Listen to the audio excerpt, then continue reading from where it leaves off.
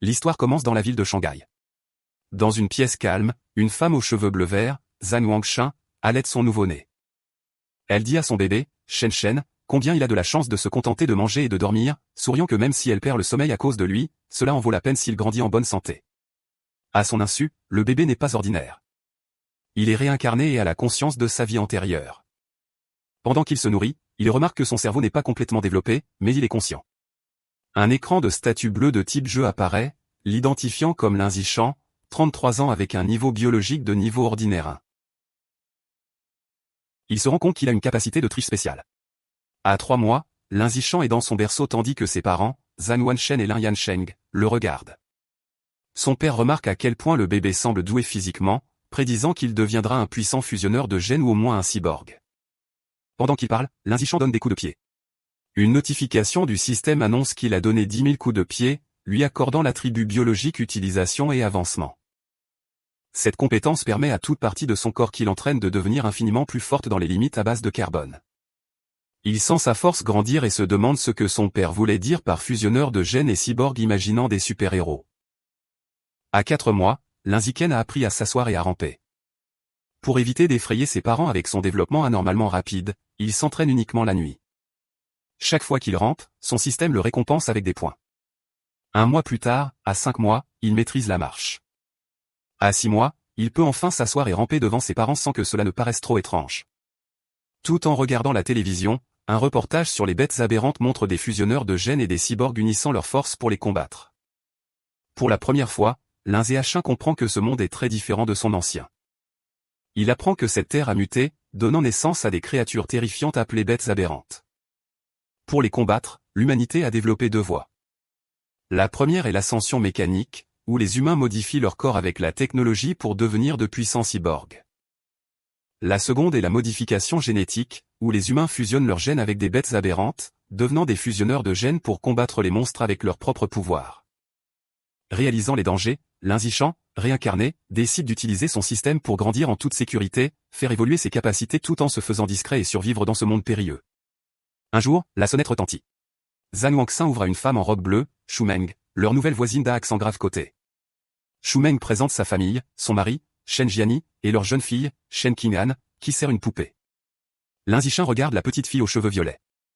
Il reconnaît Shen Xinggang comme sa première amie dans ce nouveau monde, sentant que leurs destins seront un jour étroitement liés.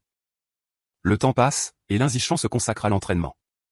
À 7 mois, grâce à son utilisation et à ses compétences avancées, il a maîtrisé la course, le saut et le langage de base en se parlant à lui-même, gagnant des points de statistiques pour chaque activité.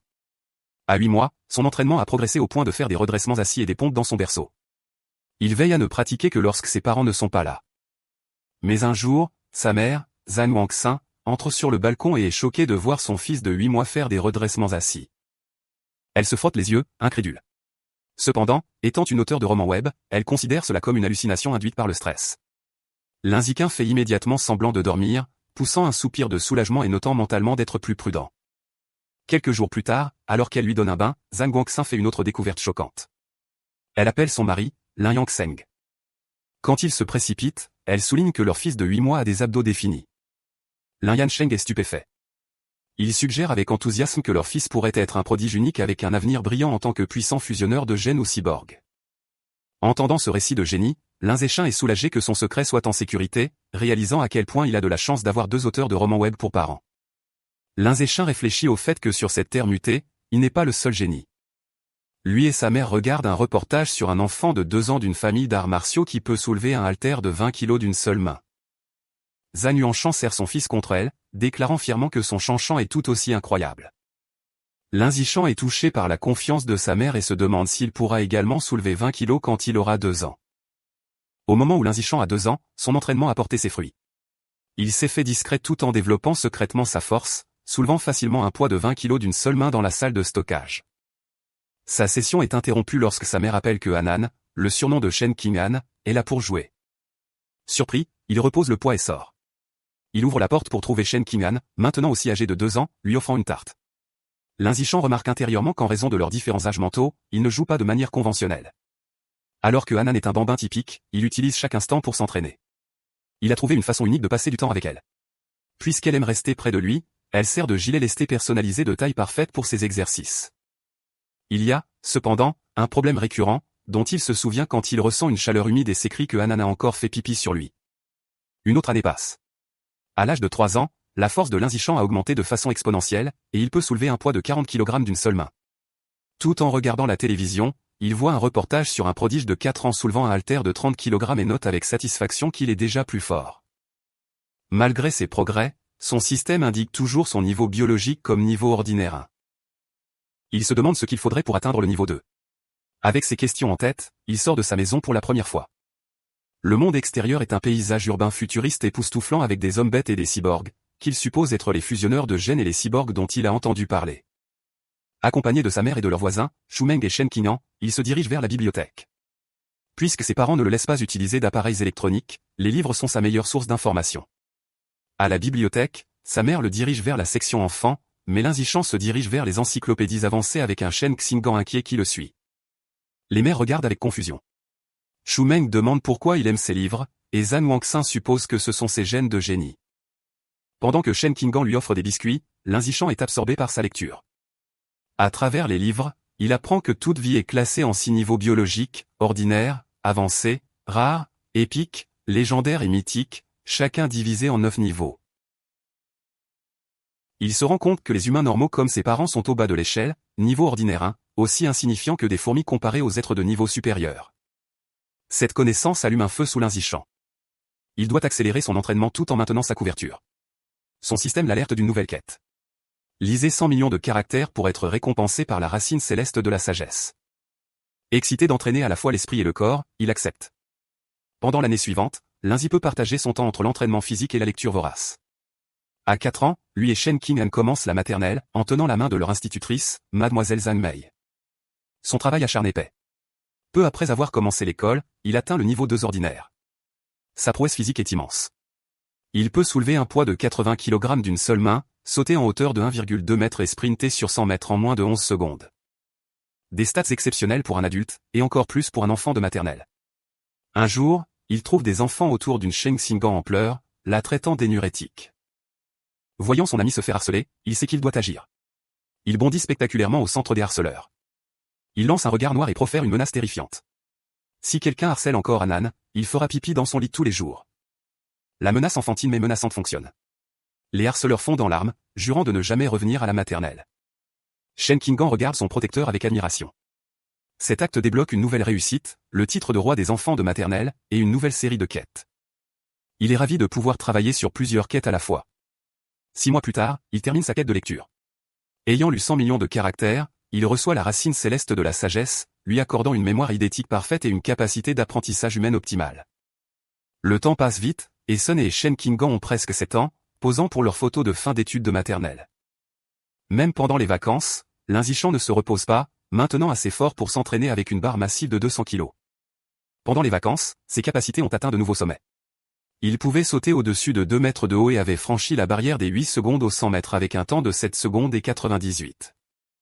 Son esprit était tout aussi vif, stimulé par son nouvel attribut. Il avait déjà terminé la majeure partie du programme scolaire élémentaire. Sa nouvelle vie a commencé à l'école primaire Sunshine. Comme il étudiait déjà lui-même des matières avancées, les compétitions académiques étaient faciles. Il a facilement pris la première place à la compétition académique nationale des écoles primaires juste pour débloquer son titre le plus rapidement possible. Chaque fois qu'il avait du temps libre, il donnait des cours particuliers à Shen Qing'an. Bien qu'elle n'ait pas un talent exceptionnel, elle était assidue. Avec son aide, ses notes se sont considérablement améliorées. Et après un semestre, elle a été classée 2e de la classe, Linzichang occupant la première place. Pour accélérer sa quête, il a également participé à des rencontres sportives scolaires, battant tous les records. Juste au moment où il pensait que sa vie scolaire continuerait dans cette routine prévisible, une nouvelle élève spéciale est apparue. Le professeur a présenté la nouvelle venue, une fille aux longs cheveux bleus argentés nommée Baeksu. Linzichang a immédiatement su qu'elle était différente. Alors qu'elle se tenait dans l'embrasure de la porte, il pouvait sentir une faible aura inhabituelle qui n'appartenait pas à un humain normal. Alors que la nouvelle élève transférée, Baeksu, marche pour trouver une place, les autres élèves la regardent avec curiosité. Shen Qing'an se penche vers Linzichang, qu'elle appelle Xiao Shen, et chuchote à quel point les cheveux de Baeksu sont jolis, comme des flocons de neige hivernaux. Cependant, Linzichang n'est pas d'humeur à discuter d'esthétique. Alors que Baeksu s'assoit près de lui, son esprit est concentré sur l'étrange aura non humaine qu'il ressent d'elle. Il se demande si elle pourrait être une fusionneuse de gènes ou la descendante d'une telle personne. Dans les jours suivants, Bijay se révèle être une énigme. Elle ne parle à personne et pose sa tête sur son bureau dès que le cours se termine, restant immobile. Elle se lève à peine pour aller aux toilettes. Au début, les élèves sont curieux, prenant même des photos avec elle pendant qu'elle dort. Mais comme son comportement ne change pas, ils perdent de l'intérêt, et la salle de classe reprend sa routine. Cette paix est brisée plus d'un mois plus tard. Un phénomène étrange commence. Baeksu commence à sécréter un liquide blanc visqueux. La substance a une odeur nauséabonde et coule sur ses vêtements et ses jambes. Les autres élèves réagissent avec dégoût, se plaignant de l'odeur terrible. Un garçon méchant ricane un commentaire grossier sur le liquide et verse ensuite sa bouteille d'eau sur sa tête, affirmant qu'il est en train de la nettoyer. Humilié et trempé, Baeksu serre le poing sur le bureau, et des larmes coulent sur son visage alors qu'elle commence à pleurer, ses épaules tremblant de sanglots silencieux. Les harceleurs éclatent d'un rire cruel face à sa détresse. Observant depuis leur bureau, Shen Qinggan se tourne vers Lin Zishan avec une expression inquiète, lui demandant s'ils peuvent aider la pauvre Baeksu. Lin Zishan est confus. Il avait senti que Baeksu était dangereuse, il ne peut donc pas comprendre pourquoi elle pleure. Il accepte d'aider. Alors qu'il marche vers les harceleurs, il réévalue son évaluation. Bien qu'il ne la comprenne toujours pas, il réalise que pour l'instant, elle n'est pas une menace. Elle n'est qu'une fille faible qui se fait harceler, et il doit intervenir. Lin Zishan s'approche du principal harceleur et l'attrape par le col, appelant son nom, Guanshin. Avec un sourire menaçant, il ordonne au garçon d'essuyer l'eau du bureau de Baeksu. Guanshin est terrifié et balbutie qu'il va l'essuyer tout de suite. Les autres harceleurs savent qu'ils ont des ennuis. Lin Zishan est connu à l'école pour être doué à la fois en académie et au combat. Même les élèves de 6e année n'osaient pas se moquer de lui. Sachant qu'il vaut mieux se conformer, ils attrapent rapidement des mouchoirs et nettoient le désordre. Une fois le bureau propre, le regard de Lin Zekin balaie le groupe. Il ordonne à toutes les personnes impliquées de s'excuser immédiatement auprès d'elle. Les harceleurs, en sueur et terrifiés, s'exécutent rapidement. Ils s'alignent devant son bureau et baissent la tête, offrant des excuses et promettant de ne plus jamais la harceler. Les harceleurs partis, Baeksu lève les yeux, ses yeux encore larmoyants. Elle remercie reconnaissante Lin Zishan et Shen Qinggan. Shen Qinggan met une main réconfortante sur l'épaule de Baeksu, lui disant que les camarades de classe sont censés s'entraider. À partir de ce jour, Shen Qinggan se donne pour mission de se lier d'amitié avec la fille silencieuse aux cheveux blancs, traînant toujours Lin Zishan avec elle. Les trois commencent à passer leur temps libre ensemble. Shen Qinggan est particulièrement gentille, partageant toujours ses collations les plus savoureuses avec Baeksu en premier. Pendant l'un de ces moments, alors que Shen Qinggan lui offre une gâterie, Baeksu hésite. Elle les regarde et leur demande s'ils ne sont pas dégoûtés par elle parce qu'elle sent si mauvais. Elle explique qu'elle est désolée de ne pas leur avoir fait confiance, mais depuis qu'elle est petite, elle a toujours été mise à l'écart par tout le monde. Le fait que quelqu'un soit gentil avec elle lui semble tellement irréel qu'elle pense qu'elle doit rêver. Baeksu lève les yeux, surprise, lorsque Shen Qinggan lui dit fermement que ce n'est pas un rêve. Shen Qinggan sourit doucement et dit qu'elle sait ce que c'est, donc elle ne serait jamais dégoûtée par elle. Elle déclare que tant que Baeksu le veut, elles seront amies pour toujours, entraînant dans la promesse une Lin Zishan légèrement exaspérée. Submergée par l'émotion, Baeksu serre fort Shen Qinggan dans ses bras. Des larmes de gratitude coulent sur son visage alors qu'elle les remercie pour leur gentillesse. Après s'être ressaisie, elle leur dit qu'elle veut leur offrir un cadeau en retour. Elle tend un collier avec une paire de crocs de bête, expliquant que c'était un cadeau d'anniversaire de sa mère. Elle le leur donne, en espérant que ce soit un symbole de leur amitié. Shen Qinggan accepte avec enthousiasme, et les trois enfants se tiennent ensemble dans la cour de l'école alors que le soleil se couche, déclarant joyeusement qu'ils seront amis pour toujours. Cependant, au moment même où leur nouvelle amitié se solidifiait, l'inattendu s'est produit. Un jour, Shen Qinggan est stupéfait d'apprendre que Baeksu a été transféré hors de l'école. Lin Zishan le confirme, révélant qu'il l'a vu remplir les papiers de retrait. Il se souvient l'avoir regardé depuis l'encadrement de la porte du bureau du directeur. Il a vu Baeksu avec le directeur et un grand homme intimidant avec des bras cybernétiques. Le directeur a assuré à l'homme que les papiers de Baeksu étaient complets et que ses informations resteraient confidentielles. La rencontre a confirmé les soupçons de Lin Zishan selon lesquels l'identité de Baeksu n'était pas simple. À partir de ce jour, il n'a plus jamais revu Baeksu, laissé à se demander ce qu'elle devenait. Mais il note que les événements qui ont suivi ont été ce qui a vraiment capté son attention. Quelque temps plus tard, Lin Zishan est chez lui en train de masser les épaules de sa mère, Zhang Wangxin. Elle soupire de soulagement, lui disant que le massage est parfait après une longue journée de frappe. Lin Zishan note intérieurement qu'il a appris des techniques de massage professionnelles, grâce à sa racine céleste de sagesse, et est surpris par son utilité. Leur soirée tranquille est interrompue par un reportage majeur. Il présente une autre réalisation incroyable du prodige de Kyoto. À seulement 10 ans, le garçon a réussi à fusionner avec des gènes de bêtes aberrantes et peut maintenant soulever un rocher de 500 kg d'une seule main. Lin Zishan reconnaît le garçon et réalise avec un choc que son rival a déjà commencé la fusion génétique. Son père, Lin Yansheng, se plaint que le prodige de Kyoto est toujours à la télévision, se demandant s'ils essaient de le transformer en influenceur. Les parents en discutent. Lin Yansheng explique que le garçon vient d'une famille d'arts martiaux millénaires, ils ont donc probablement une technologie de fusion génétique avancée. Zheng Wangshan soutient qu'il est mal d'utiliser un enfant comme cobaye. Son mari rétorque que pour une telle famille, les intérêts familiaux passent en premier, ce qui lui vaut un sarcastique « tu sais tout » de sa femme. Pendant que ses parents se disputent, Lin Zishan est plongé dans ses pensées. Il se souvient qu'avant la fusion, le prodige pouvait soulever 100 kg. Maintenant, il peut soulever 500 kg, soit une augmentation de 5 fois. En comparaison, Lin Zeken, à seulement 8 ans, peut déjà soulever un poids de 300 kg d'une seule main sans aucune fusion génétique. Il conclut avec un coup de poing confiant que son propre potentiel est bien plus grand. Sa confiance montait en flèche, mais ce sentiment fut de courte durée. Le prochain reportage lui a appris le vrai sens de la peur. Les dernières nouvelles montrent une ville dans un pays voisin complètement dévastée par une explosion massive. Le reportage indique que, d'après les images, l'attaque a été menée par des rats aberrants géants. L'écran montre des images horribles de rats monstrueux grouillant dans les ruines, capturant une femme hurlante dans leur mâchoire massive, puis la dévorant brutalement. Le reportage continue, confirmant que des hérétiques étaient responsables de l'attaque des rats aberrants, attisant les flammes depuis l'ombre. Lors d'une conférence de presse, un responsable du pays Sakura dévasté implore l'aide internationale expliquant que les hérétiques sont une secte obscure qui manipule les bêtes. En regardant les nouvelles, Lin Zishan apprend que la secte est une organisation anti-humaine de traîtres qui servent les bêtes aberrantes pour leur propre profit. Il se sent soulagé d'être né dans un pays puissant et stable, lui offrant un endroit sûr pour devenir plus fort tout en se faisant discret.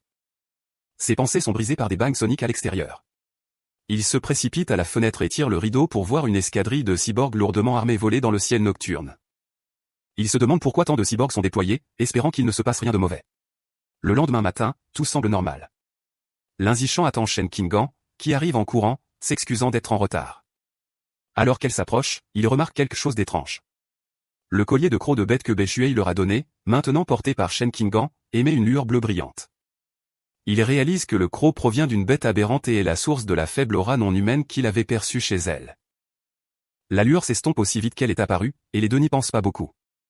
Cependant, entre les cyborgs et la réaction du croc, Lin Zishan sent que quelque chose de mauvais va arriver. Sur le chemin de l'école, une femme frappante aux longs cheveux roux vêtue d'une robe noire est appuyée contre un lampadaire et les observe. Elle commente à quel point ils sont adorables et se place devant eux en leur demandant s'ils sont frères et sœurs. Shen Qinggan la corrige fièrement, expliquant qu'ils sont les meilleurs amis d'enfance. La femme sourit tristement, remarquant combien elle aimerait avoir un ami d'enfance aussi. Puis son expression devient sinistre. Elle se penche, les yeux brillants, et demande pourquoi ils vont à l'école seuls et où sont leurs parents. Alors que Shen Qinggan commence à répondre, Lindsay peut rapidement lui saisir la main, la coupant. Il l'entraîne avec lui, déclarant qu'ils vont être en retard, laissant la femme mystérieuse derrière eux. Une fois à une distance sûre, il réprimande doucement Shen Qinggan, lui rappelant de ne pas parler aux inconnus. Elle hoche la tête. Après l'école, Lin Zishan les conduit à travers une ruelle déserte. Shen Qinggan commente nerveusement à quel point c'est effrayant. Lin Zishan explique que la zone est prévue pour la démolition, et que tout le monde a déjà déménagé. Leur promenade est interrompue par une voix familière. La femme aux cheveux roux du matin apparaît, commentant qu'ils sont enfin sortis de l'école. Elle n'est pas seule. Un grand homme musclé nommé Sheng est avec elle. La femme dit à Sheng qu'elle a les enfants ici. Lin Zishan est alarmé. Il avait délibérément choisi un itinéraire différent, mais elle les avait en quelque sorte suivis. La femme essaie de les attirer plus près avec une voix douce, leur offrant des friandises. Son complice, Sheng, s'impatiente. Il lui dit d'arrêter de parler et d'assommer les enfants pour en finir. Sans dire un mot, Sheng se précipite vers eux avec un chiffon, criant qu'il est pressé de les vendre contre de l'argent. Alors qu'il se rapproche, Lin Zishan pousse Shen Qinggan hors de son chemin et se met en position de l'affronter. Il serre le poing et lance un coup puissant de toutes ses forces. Le coup atteint directement le visage de Sheng, arrêtant l'homme plus grand dans son élan. L'immense force envoie Sheng voler en arrière dans l'allée avec un cri de douleur. La femme aux cheveux roux regarde avec une incrédulité totale, choquée qu'un écolier puisse envoyer un adulte voler. Au sol, Sheng crache du sang, stupéfait. Sheng étant à terre, Lin Zishan se tourne vers la femme aux cheveux roux. Avant qu'elle ne puisse réagir, il lui assène un coup de poing solide au milieu du corps, suivi d'un uppercut puissant qui la rend inconsciente. Debout au-dessus des kidnappeurs vaincus, son expression se durcit. Il ramasse une brique à proximité, ses intentions sinistres. Il se dit que sans caméra dans l'allée déserte, il doit les éliminer. S'ils vivent, ses pouvoirs surhumains seront exposés, ruinant son plan de se faire discret et de devenir plus fort. Juste au moment où il est sur le point de porter le coup final, le sol tremble violemment. Un puissant tremblement de terre secoue l'allée, les prenant au dépourvu. Un instant plus tard, une énorme main griffue fracasse le mur d'un bâtiment voisin. Un monstrueux rat aberrant géant émerge de la poussière et des décombres, les dominant. La bête ignore les enfants et surplombe la femme inconsciente, mais au lieu de la dévorer, elle la décapite d'un coup rapide de ses griffes. Le rat ramasse ensuite sa tête coupée alors que Shen Qing'an hurle de terreur. Reconnaissant le danger, Lin-Zishan prend Shen Qing'an horrifié dans ses bras. Il lui dit que c'est un rat aberrant géant, et qu'ils doivent se mettre en sécurité. Il se tourne et s'enfuit en courant, la portant alors qu'il s'échappe. Alors qu'il s'échappe, un éclair rouge et or traverse le ciel. Un cyborg féminin avec des cheveux blonds et des appendices d'oreilles de lapin sur son casque plonge dans l'allée. Elle se déplace avec une vitesse incroyable, un flot de mouvement alors qu'elle dépasse le rat en un éclair. Shen Xinggan, regardant par-dessus l'épaule de Lin-Zeken, s'exclame à quel point le cyborg est incroyablement rapide. Le cyborg atterrit gracieusement derrière le monstre. Face au rat, le cyborg féminin prépare son attaque. Son gantelet brille alors qu'elle charge son arme et annonce une fumée anesthésique. Elle tire des projectiles sur le monstre, provoquant des explosions massives qui secouent l'allée. Lin-Zishan protège Shen Qing'an de l'explosion. Le rat aberrant est pris dans les explosions enflammées, rugissant de douleur, et est laissé étourdi par la fumée anesthésique. Voyant son ouverture, le cyborg se précipite en avant et finit la bête affaiblie dans un déluge de coups. Plus tard, Lindsay regarde un reportage sur l'incident à la maison. Il analyse le combat en concluant que le niveau de puissance du cyborg n'est probablement pas très élevé. Il en déduit qu'elle a dû d'abord affaiblir le rat, et qu'il lui a quand même fallu 7 minutes pour le tuer. Il réfléchit au danger des rats aberrants géants, sachant que ce sont des créatures résistantes qui peuvent atteindre plus de 10 mètres de long et atteindre le 5e niveau ordinaire. Heureux qu'il se soit échappé indemne, l'incident lui rappelle les dangers du monde. Il décide d'intensifier son entraînement pour se protéger et protéger ceux qui lui sont chers. On le voit plus tard dans son espace d'entraînement en train de faire des squats lestés avec une lourde barre, son système le récompensant avec des points. Bien que la menace des rats aberrants se profile, la vie continue. Bientôt, lui et Shen Qing'an célèbrent leur 9e anniversaire avec les deux familles autour d'un grand gâteau. Après avoir fait des vœux, ils échangent des cadeaux. Grâce à sa racine céleste de sagesse, Lin-Zishan avait appris à sculpter en une nuit et avait fabriqué une épingle à cheveux en bois complexe pour Shen Qing'an. Elle est folle de joie, la place dans ses cheveux et s'exclame combien elle l'aime. Le temps passe vite, et bientôt Lin-Zishan et Shen Qing'an obtiennent leur diplôme de l'école primaire et commencent le collège.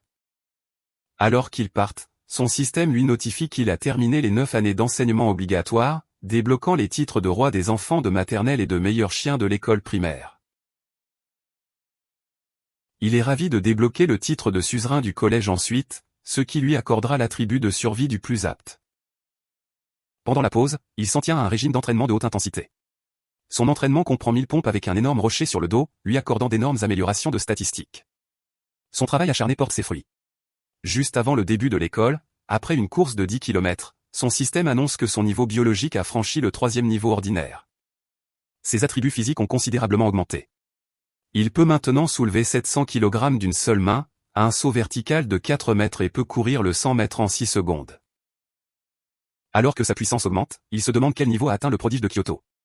Par coïncidence, un reportage passe à la télévision la veille du début de l'école. Le reportage révèle que le prodige, maintenant âgé de 14 ans, a fusionné avec des gènes de fourmis géantes et peut soulever un bloc d'alliage de 2000 kg d'une seule main. Lin-Zishan calcule que puisque les gènes de fourmis géantes augmentent la force d'un facteur de 4 à 8, la véritable levée du prodige sans l'amélioration génétique n'est que d'environ 500 kg. Cela signifie que Lin-Zishan est encore fondamentalement plus fort. Il sourit, imaginant à quel point il deviendra puissant avec la future fusion génétique. Le lendemain, le collège commence. Parce qu'il était le meilleur élève de la ville, tous les meilleurs collèges ont essayé de le recruter. Il a accepté l'invitation du collège Shanai, mais seulement si Shen Qing'an pouvait être dans sa classe. Lors de l'inscription, ils sont accueillis par le principal et leur nouveau professeur principal qui exprime à quel point il compte sur lui. Après quelques plaisanteries, il invente une excuse et part avec Shen Qing'an. La vraie raison pour laquelle il a choisi le collège Shanai était pour ses excellentes installations sportives. Ils avaient prévu de jouer au badminton sur le terrain de l'école avant le début officiel des cours. Sur le terrain, une Shen Qing'an excitée dit à Lin-Zishan, Xiaoshan, il devrait commencer. Elle serre avec un élan, appelant sa balle courbe d'effet. Lin-Zishan attrape facilement le volant en plein vol, mais leur jeu est interrompu. Un groupe d'élèves plus âgés s'approche, et leur chef, avec une casquette à l'envers, arrache le volant, les informant que le terrain est réservé. Ses amis offrent moqueusement de laisser Shen Qing'an rester et s'entraîner avec eux. Shen Qing'an reste ferme, leur disant qu'ils doivent suivre les règles, et qu'ils étaient là en premier. Lin-Zishan, les voyant s'approcher trop de Shen Qing'an, intervient avec une expression froide. Il leur dit de s'éloigner d'elle et leur rappelle la règle du premier arrivé, premier servi. Le chef ricane, déclarant avec arrogance qu'il prend le terrain. Le chef tient le volant et le lance en l'air, mais avant qu'il ne puisse servir, l'Inzishin bouge. Il déclare qu'à partir de maintenant, ces règles sont les seules qui comptent. Avec une poussée de puissance, il saute et frappe le volant avec une force incroyable. Le volant traverse le terrain comme une fusée, un flou blanc. Il se déplace si vite que le chef a à peine le temps de réagir. La force de l'impact brise sa raquette et fait voler sa casquette. Les élèves de classe supérieure sont choqués, en sueur et tremblants. Ils se demandent si l'Inzishin est humain, et s'il n'est pas un hybride génétique. L'un d'eux note avec terreur que si le tir avait été légèrement décalé, la tête de leur chef aurait été emportée. Complètement intimidés, les élèves de classe supérieure s'inclinent profondément en signe d'excuse. Ils disent à l'Inzishin qu'ils comprennent maintenant les règles et qu'ils vont partir immédiatement. Ils battent ensuite en retraite à la hâte. Peut-être à cause de la diffusion de l'incident, plus personne n'a osé intimider l'Inzishin ou Shen Qinggan. À part le fait d'être plus grands et mieux équipés, leur nouvelle vie scolaire était sensiblement la même. Sur le plan scolaire, l'Inzishin était loin devant, ayant terminé le programme du collège il y a longtemps. Pendant les cours, il lisait des livres intéressants pour passer le temps. La nuit, après les séances d'entraînement, il utilisait sa racine céleste de sagesse pour acquérir de nouvelles compétences en ligne, s'essayant rapidement à la cuisine, à la photographie, à la conduite, à la natation et à divers sports. Pour débloquer le titre de seigneur du collège, il ne s'est pas contenté d'être premier dans toutes les matières. Il a également représenté l'école dans des compétitions nationales. Il se tenait au milieu d'une montagne de trophées. Pour rester discret, il faisait attention à ne pas gagner la première place à chaque compétition. Un semestre s'est écoulé et le titre n'était toujours pas débloqué. Cependant, ses performances lui ont valu de nombreuses fans qui ont laissé des piles de lettres d'amour sur son bureau. Il les ignorait. En dehors de donner des cours particuliers à Shen Qinggan, il s'est concentré sur le prochain festival sportif de l'école. Il pensait que s'il le dominait complètement, il finirait par débloquer le titre. Pour le festival, il ne s'est inscrit qu'à 3 épreuves, le lancer du poids, le saut en hauteur et le sprint, représentant la force, le saut et la vitesse. Il a réalisé un lancer étonnant de 201 mètres au lancer du poids. Bien qu'il se soit retenu pour ne pas paraître trop surhumain, il a quand même facilement remporté la première place dans toutes ses épreuves. Alors qu'il était assis avec Shen Qinggan en train d'admirer sa médaille d'or, il a senti une nouvelle vague de puissance parcourir son corps. Une notification du système est apparue, annonçant que, comme ses réalisations dépassaient de loin celles de tous les autres élèves, il avait débloqué le titre de seigneur du collège.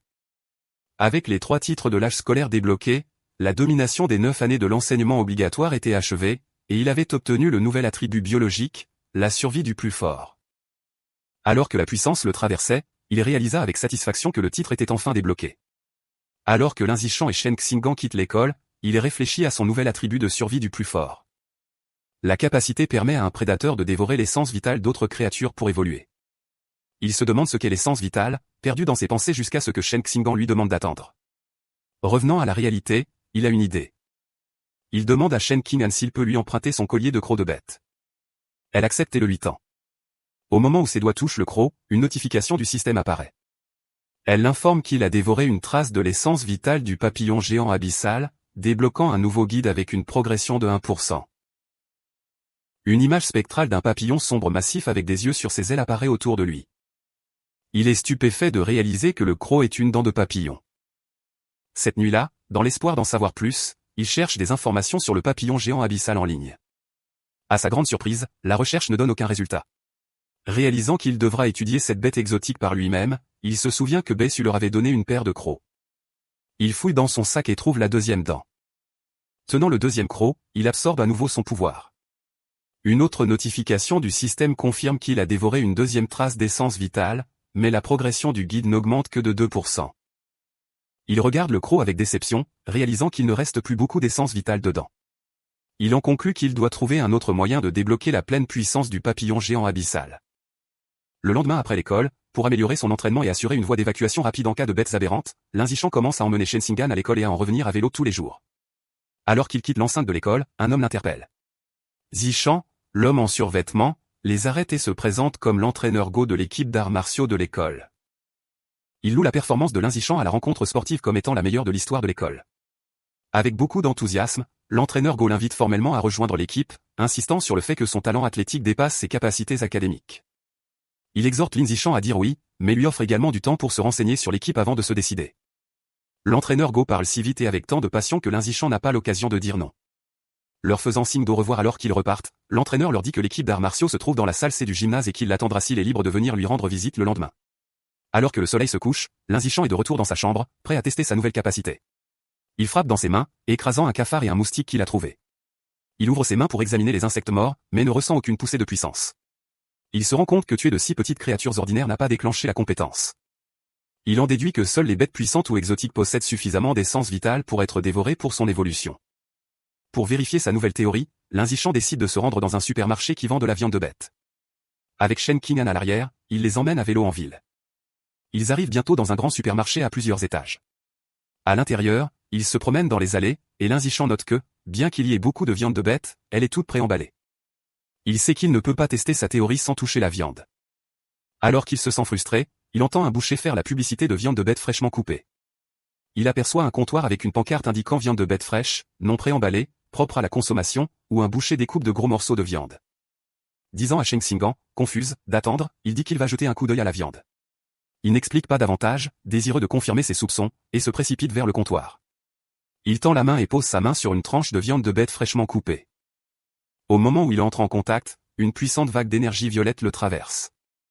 Comme il le pensait, la viande de bête contient une forte poussée d'essence vitale. Il serre le poing avec excitation, un large sourire sur son visage.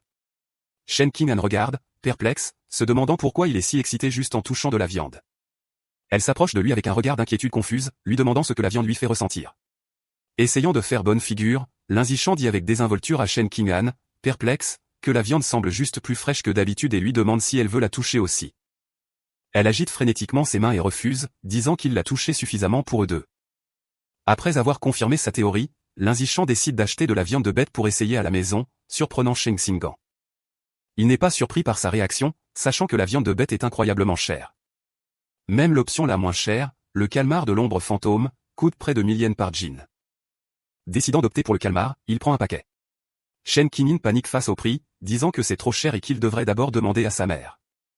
Linzichang se contente de sourire et de lui tapoter la tête pour la rassurer. Il lui dit de ne pas s'inquiéter, inventant un mensonge selon lequel sa mère lui avait déjà dit d'en acheter beaucoup pour leurs deux familles. Un flashback montre sa mère, Zhan Yuanshan, acceptant joyeusement de préparer un festin. Intérieurement, Linzichang admet que, bien que le partage fasse partie de son plan, sa raison la plus importante est de vérifier s'il peut absorber l'essence de vie par la consommation, car il craint que l'absorption directe ne gâte la viande. À la caisse, il achète 3 paquets de calmar fantôme pour la somme considérable de 29,94 yens. La caissière le remercie.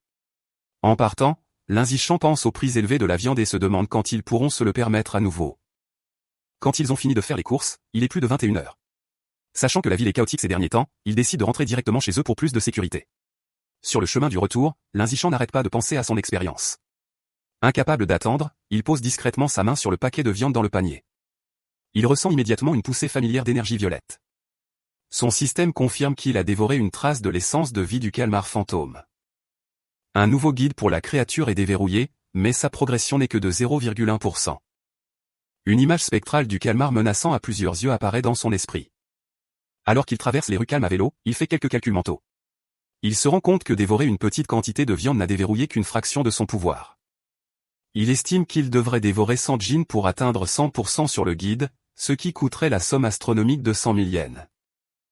Il considère la capacité spéciale du calmar à se dissoudre dans l'eau et à disparaître et décide que cette compétence puissante vaut le prix. Son cap est clair. Il doit gagner une grosse somme d'argent car il ne peut pas demander autant à sa famille. Il se souvient alors de sa deuxième raison d'acheter la viande, pour vérifier si l'absorption de son essence de vie la gâterait. Il jette un coup d'œil au paquet. Cela fait un moment, mais la viande a l'air parfaitement fraîche. Il sourit, ravi que l'absorption de l'essence ne gâche pas la viande. Alors qu'il continue d'absorber son pouvoir, sa barre de progression pour le calmar monte à 3%. Sa concentration est brisée lorsque Cheng Xingan crie un avertissement. Il serre les freins, s'arrêtant à quelques centimètres d'un couple sur la piste cyclable, et s'excuse. Il se reproche de ne pas avoir regardé où il allait et se demande pourquoi la voie est si encombrée. Cheng Xingan montre du doigt devant. Il voit une confrontation tendue. Un homme musclé aux cheveux roux tient une femme en otage sous la menace d'un couteau. Cheng Xingan reconnaît avec terreur l'otage comme étant leur professeur, Chao Mei. L'homme crie des menaces à la foule. La zone est encerclée par des policiers qui tentent de désamorcer la situation à l'aide d'un mégaphone. Le capitaine de police retient un officier, Abing, lui disant de ne pas tirer imprudemment. Le capitaine explique que la cible est trop proche de l'otage et qu'il l'utilise comme bouclier, ce qui rend impossible un tir propre. L'officier suggère du gaz soporifique, mais le capitaine le rejette, craignant que cela ne provoque le suspect avant qu'il ne fasse effet. Alors que la police hésite, Linzichang décide d'agir. Il ramasse discrètement un petit caillou sur le trottoir et le lance avec une vitesse et une précision incroyables. La pierre frappe l'arme de l'officier Abing, la faisant mal fonctionner. La balle perdue frappe la main du preneur d'otage, le forçant à crier et à laisser tomber son couteau, libérant le professeur Calmet. Saisissant l'occasion, le capitaine de police ordonne à son équipe d'intervenir. Les policiers se précipitent et arrêtent rapidement le suspect désarmé, tandis qu'une policière réconforte le professeur Kaomei, terrifié mais indemne. Alors que la situation est maîtrisée, Linzichan remonte discrètement sur son vélo. Shen Xing'an le regarde avec de grands yeux interrogateurs et lui demande s'il a lancé la pierre. Il la fait taire rapidement en disant qu'il devrait partir et en parler plus tard, et il s'éloigne à vélo. Alors qu'ils sont sur le point de s'échapper, une voix leur ordonne de s'arrêter. Le capitaine de police appelle et demande si Linzichan est celui qui a lancé la pierre.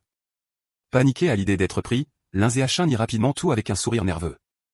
Le capitaine les regarde s'éloigner à vélo, trouvant étrange que quelqu'un ne veuille pas admettre une bonne action. Il dit à voix haute qu'il y a une récompense pour la bravoure. Le mot récompense attire instantanément l'attention de Linzichan. Ayant besoin d'argent, il serre les freins, dérape et revient en courant vers le capitaine. Il revient timidement sur son déni, admettant qu'il a lancé la pierre et expliquant que l'argent est vraiment important pour lui. Le capitaine lui dit de venir au poste pour faire un rapport, promettant de l'aider à demander la récompense. Après avoir informé leur famille, Linzichan et Shen Xing'an se préparent à se rendre au poste de police. Ils supposent que tout se passera bien, mais alors que la police emmène le suspect menotté, quelque chose tourne terriblement mal. Le visage du suspect commence à se tordre de façon grotesque. La police réalise avec horreur que c'est un hérétique et qu'il se transforme en un rat aberrant géant sous leurs yeux. Le monstre brise ses menottes et se déchaîne, frappant les officiers avec ses griffes massives. Le capitaine de police prend sa radio et ordonne à toutes les forces d'ouvrir le feu, mais de protéger les civils. Les officiers déchargent leurs armes, mais les balles n'ont aucun effet. Un rapport frénétique arrive, identifiant l'hérétique comme ayant fusionné avec les gènes du roi des rats et demandant des renforts immédiats. Réalisant le danger, Linzetian s'excuse, les attrape tous les deux et les éloigne, les exhortant à courir. Il est soulagé que le monstre ne les poursuive pas, mais il sait qu'ils doivent s'éloigner rapidement. Alors qu'il fuit, une nouvelle silhouette descend du ciel dans une aura violette.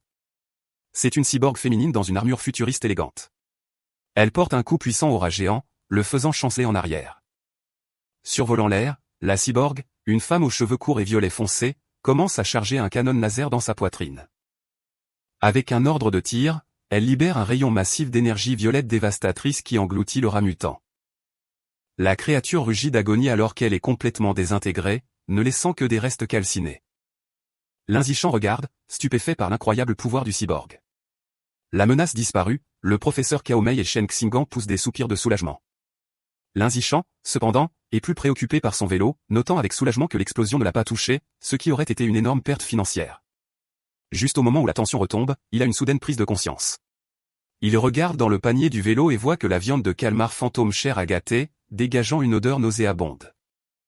Il comprend maintenant que sa théorie initiale était correcte. L'absorption de l'essence de vie fait gâter la viande, mais il y a un délai. En tenant un tentacule mou, il réalise qu'il a besoin d'une excuse et décide de blâmer le combat et l'hérétique maintenant décédé. Mettant en scène un spectacle dramatique, il jette le tentacule gâté, blâmant bruyamment l'hérétique et l'attaque du cyborg pour avoir fait rôtir la viande. Le professeur Kaomei le réconforte, disant que l'important est qu'ils soient tous en sécurité. Bien qu'ils aient prévu de rentrer chez eux, à la demande du capitaine, ils finissent par monter avec l'équipe de sécurité jusqu'à la station. Ils ne s'attendaient pas à être transportés dans la même camionnette que les restes des hérétiques. Après l'explosion laser, il ne restait qu'un tas de chair brûlée sur un brancard, et l'odeur était intense. Alors qu'il est assis dans la camionnette malodorante, une autre pensée frappe Linzichan. Il se souvient que les crocs de bête de Bexu contenaient encore de l'essence de vie longtemps après la mort de la créature. Une nouvelle possibilité s'offre à lui. Pourrait-il y avoir aussi une essence de vie dans ce cadavre? Et si oui, pourrait-il dévorer lui-même le gène de roi rat du cadavre? Assis dans la camionnette de police, Linzichan se demande quelle quantité du gène de roi rat il peut dévorer du cadavre brûlé de l'hérétique. Décidant de le découvrir, il tend discrètement la main vers les restes. Au moment où il entre en contact, il ressent une puissante vague d'énergie rouge. Son système confirme qu'il a dévoré une trace de l'essence de vie du rat mutant géant, déverrouillant son guide avec une progression impressionnante de 5%. Il est choqué par la quantité qu'il a absorbée et réalise que la fraîcheur de la source est directement proportionnelle à la quantité d'essence de vie qu'il peut obtenir. L'officier d'escorte, Abing, remarque son mouvement et lui dit de rester immobile. Linzichan prétend rapidement qu'il avait juste besoin de s'étirer. Plus tard, au bureau de la sécurité publique, il sait que, bien qu'Abing ait été facile à tromper, le capitaine de sécurité est plus vif. Le capitaine informe Linzichan qu'il a demandé sa récompense de bravoure, mais l'interroge ensuite plus sérieusement. Il demande comment un collégien à une telle distance et dans une faible lumière a réussi à frapper si précisément la main armée de l'hérétique avec une pierre. L'Inzichan donne une réponse vague, affirmant que c'est parce qu'il entraîne souvent sa main droite. La réponse étrange laisse le capitaine sans voix. Leur conversation est interrompue lorsque Shen Qing'an crie que sa tante est là. L'Inzichan est surpris de voir ses parents se précipiter dans la station.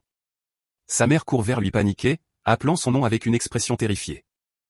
Elle le prend dans ses bras en lui demandant s'il va bien et en lui disant qu'il lui a fait une peur bleue.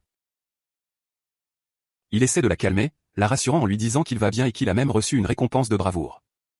Le serrant contre elle, sa mère lui fait promettre que la prochaine fois qu'il y aura un danger, il se cachera d'abord dans un endroit sûr.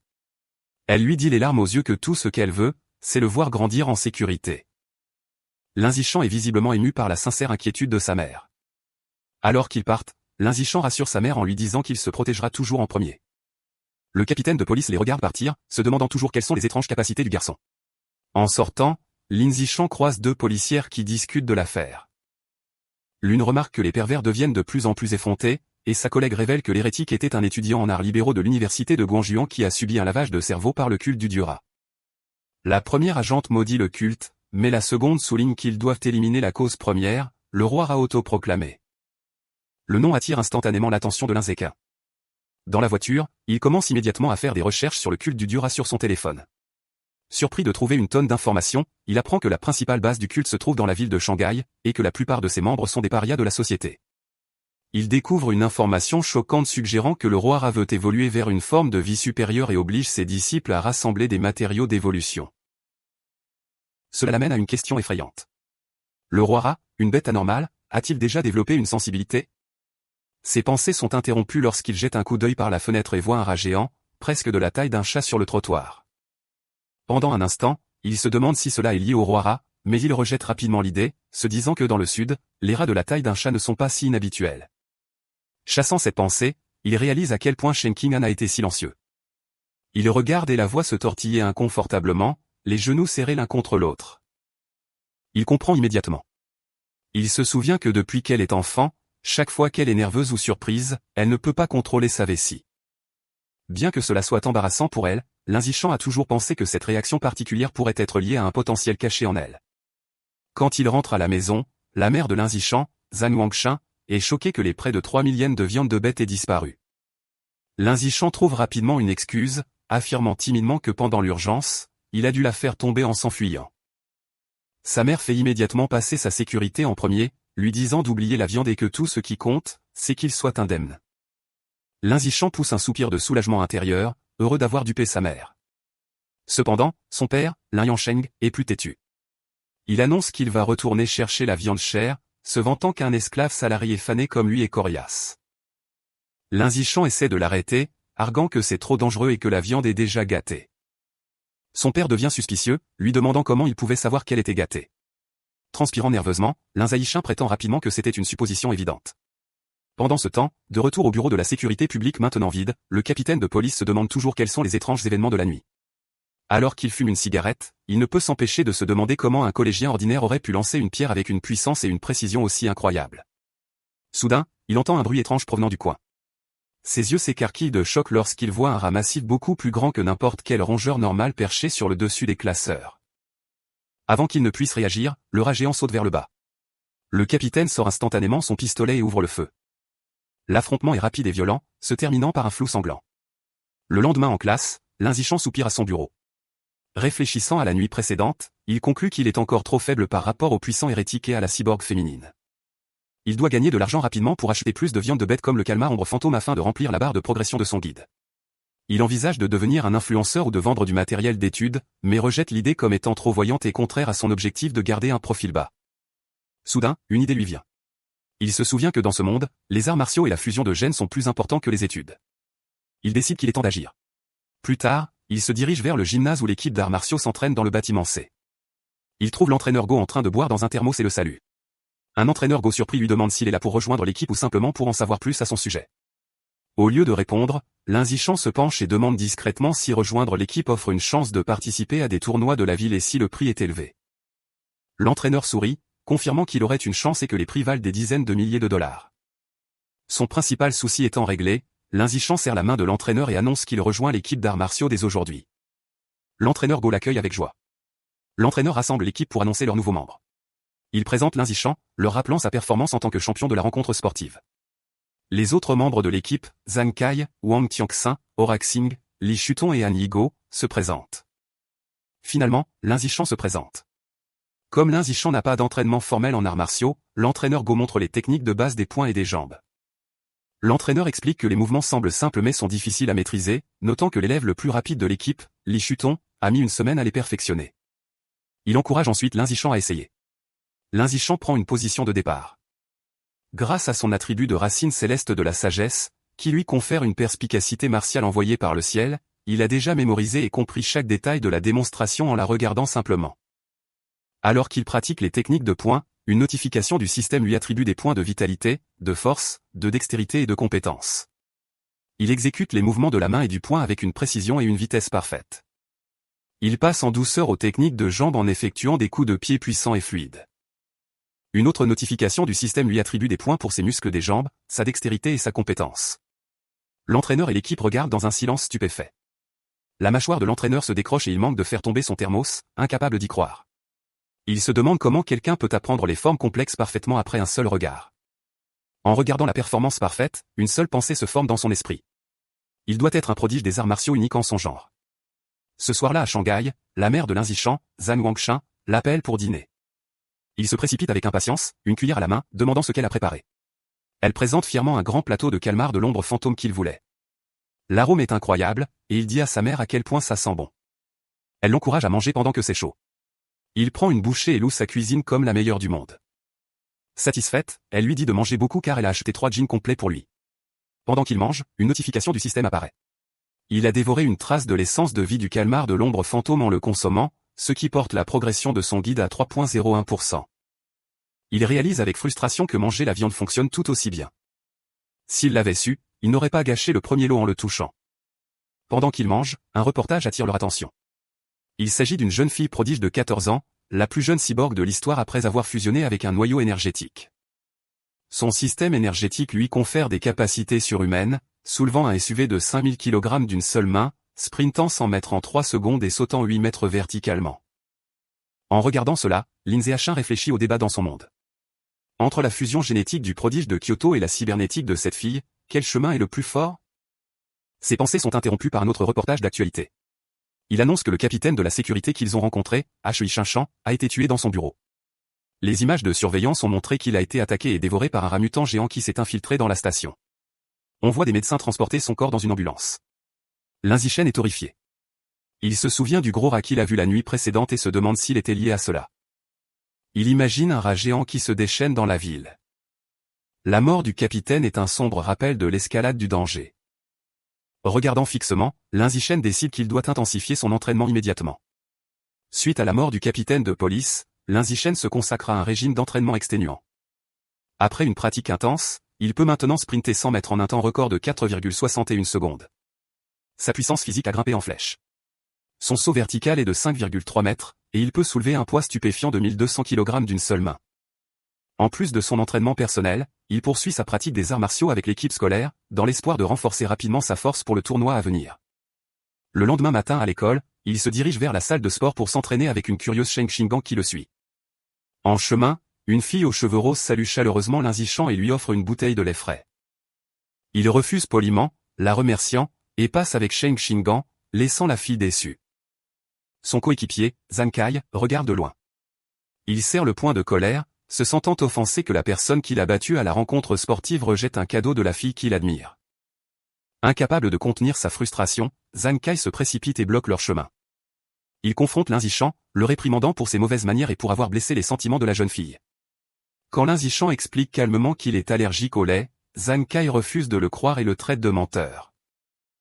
Enragé, Zhang Kai pointe Lin Zishan du doigt et le défie dans un combat. Il fixe ses conditions. S'il perd, il ne dérangera plus jamais Lin Zishan.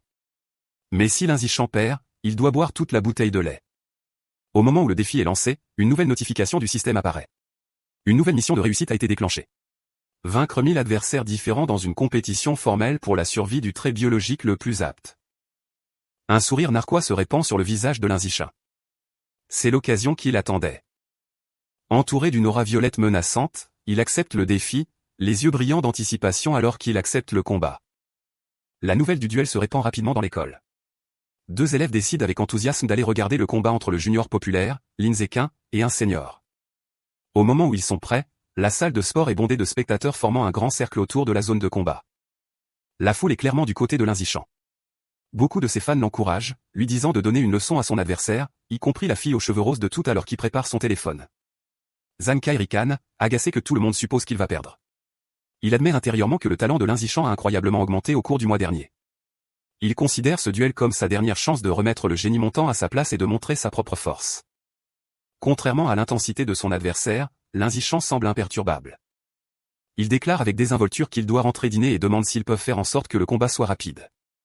Prenant cela comme une insulte, Zhang Kai sourit et accepte d'accorder son souhait. L'entraîneur Go s'interpose entre eux pour arbitrer. Il lève la main pour commencer, leur rappelant les règles. Cependant, avant que le combat ne commence, Zhang Kai crie pour qu'ils attendent. Avec un sourire condescendant, il offre un handicap à Lin Zishan. Il souligne qu'il s'est entraîné pendant près de 2 ans, alors que Lin Zishan n'est qu'un novice depuis 1 mois. Pour être juste, il déclare qu'il laissera Lin Zishan faire les 3 premiers mouvements. Lin Zishan accepte simplement. Au moment où il accepte, Lin Zishan se met en mouvement. Il réduit la distance en un éclair, surprenant Zhang Kai. Avant que son adversaire ne puisse lever sa garde, Lin Zishan lance un seul coup de poing dévastateur. Le coup touche avec une force brutale, envoyant du sang voler du nez de Zhang Kai. Il est mis KO instantanément, s'effondrant inconscient sur le sol du gymnase. Tout le gymnase est plongé dans un silence stupéfait. La mâchoire de l'entraîneur Go se décroche alors qu'il regarde avec incrédulité, criant que le combat était terminé en un seul coup. Le reste de l'équipe d'arts martiaux et la foule sont tout aussi choqués, qualifiant le résultat de ridicule, incapables de comprendre que le duel était terminé en une seule seconde. Le silence est brisé par un rugissement de célébration. Shen Qing'an lève le poing en l'air, acclamant avec enthousiasme la victoire de Lin Zishan. Les autres filles, y compris celles aux cheveux roses, se joignent à elle, criant à quel point il était incroyable.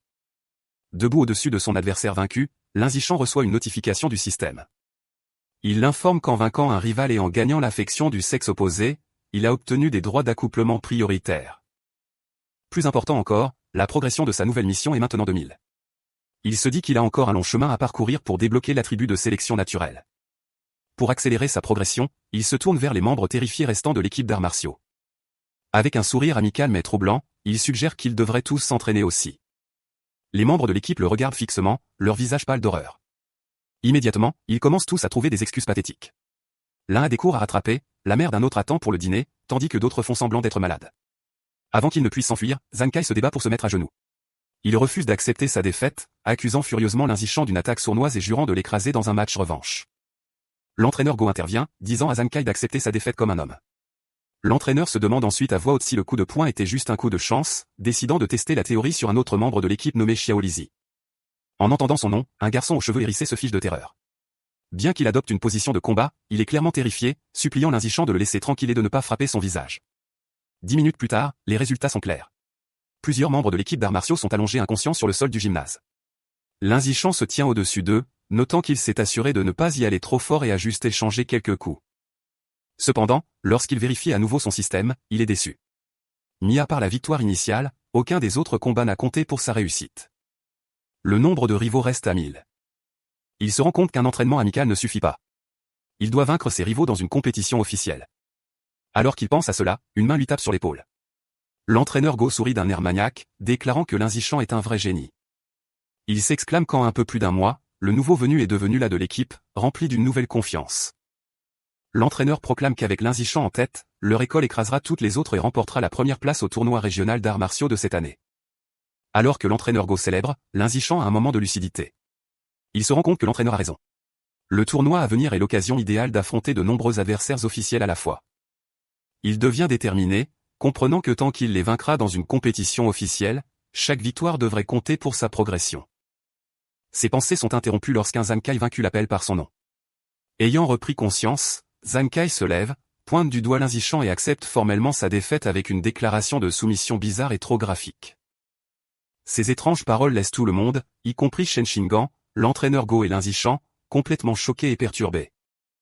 Le duel étant terminé, les spectateurs et l'entraîneur s'enfuient rapidement, laissant un Zhang Kai déconcerté seul, se plaignant de ne pas avoir terminé son discours. Dans ce monde, les lycéens doivent choisir entre les arts martiaux ou les études.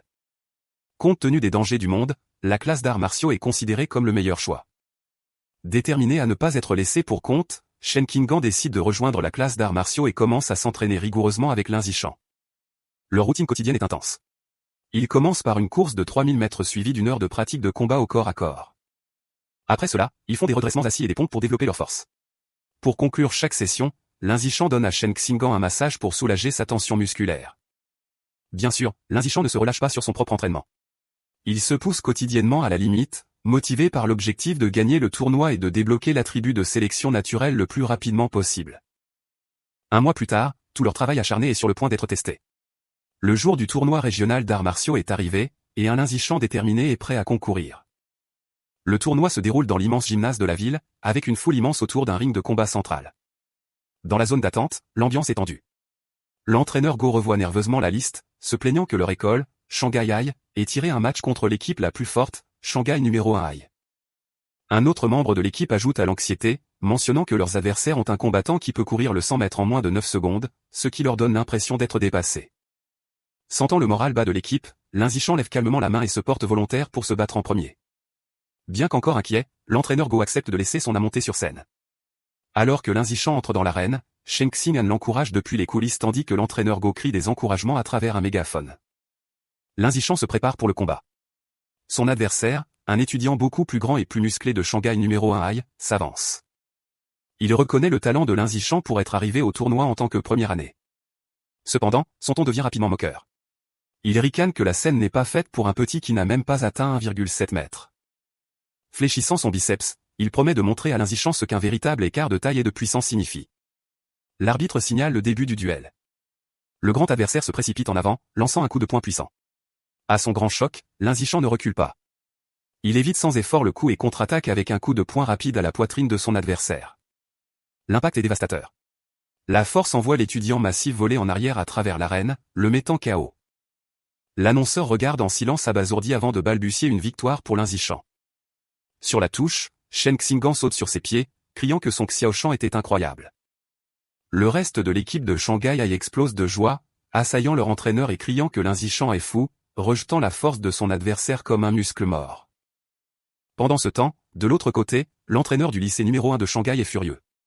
Il réprimande son élève vaincu pour s'être précipité aveuglément sans utiliser son jeu de jambes. De retour sur le ring, Lin Zishan reçoit une notification du système confirmant qu'il a vaincu un autre rival du tournoi, améliorant son classement et portant son nombre d'éliminations à 2000. Il serre le poing, satisfait que ces matchs soient ce dont il a besoin pour progresser. L'entraîneur adverse, déterminé à arrêter cela, appelle son prochain combattant, un garçon nommé Shen Feng, et lui ordonne d'écraser l'étudiant de première année le plus rapidement possible.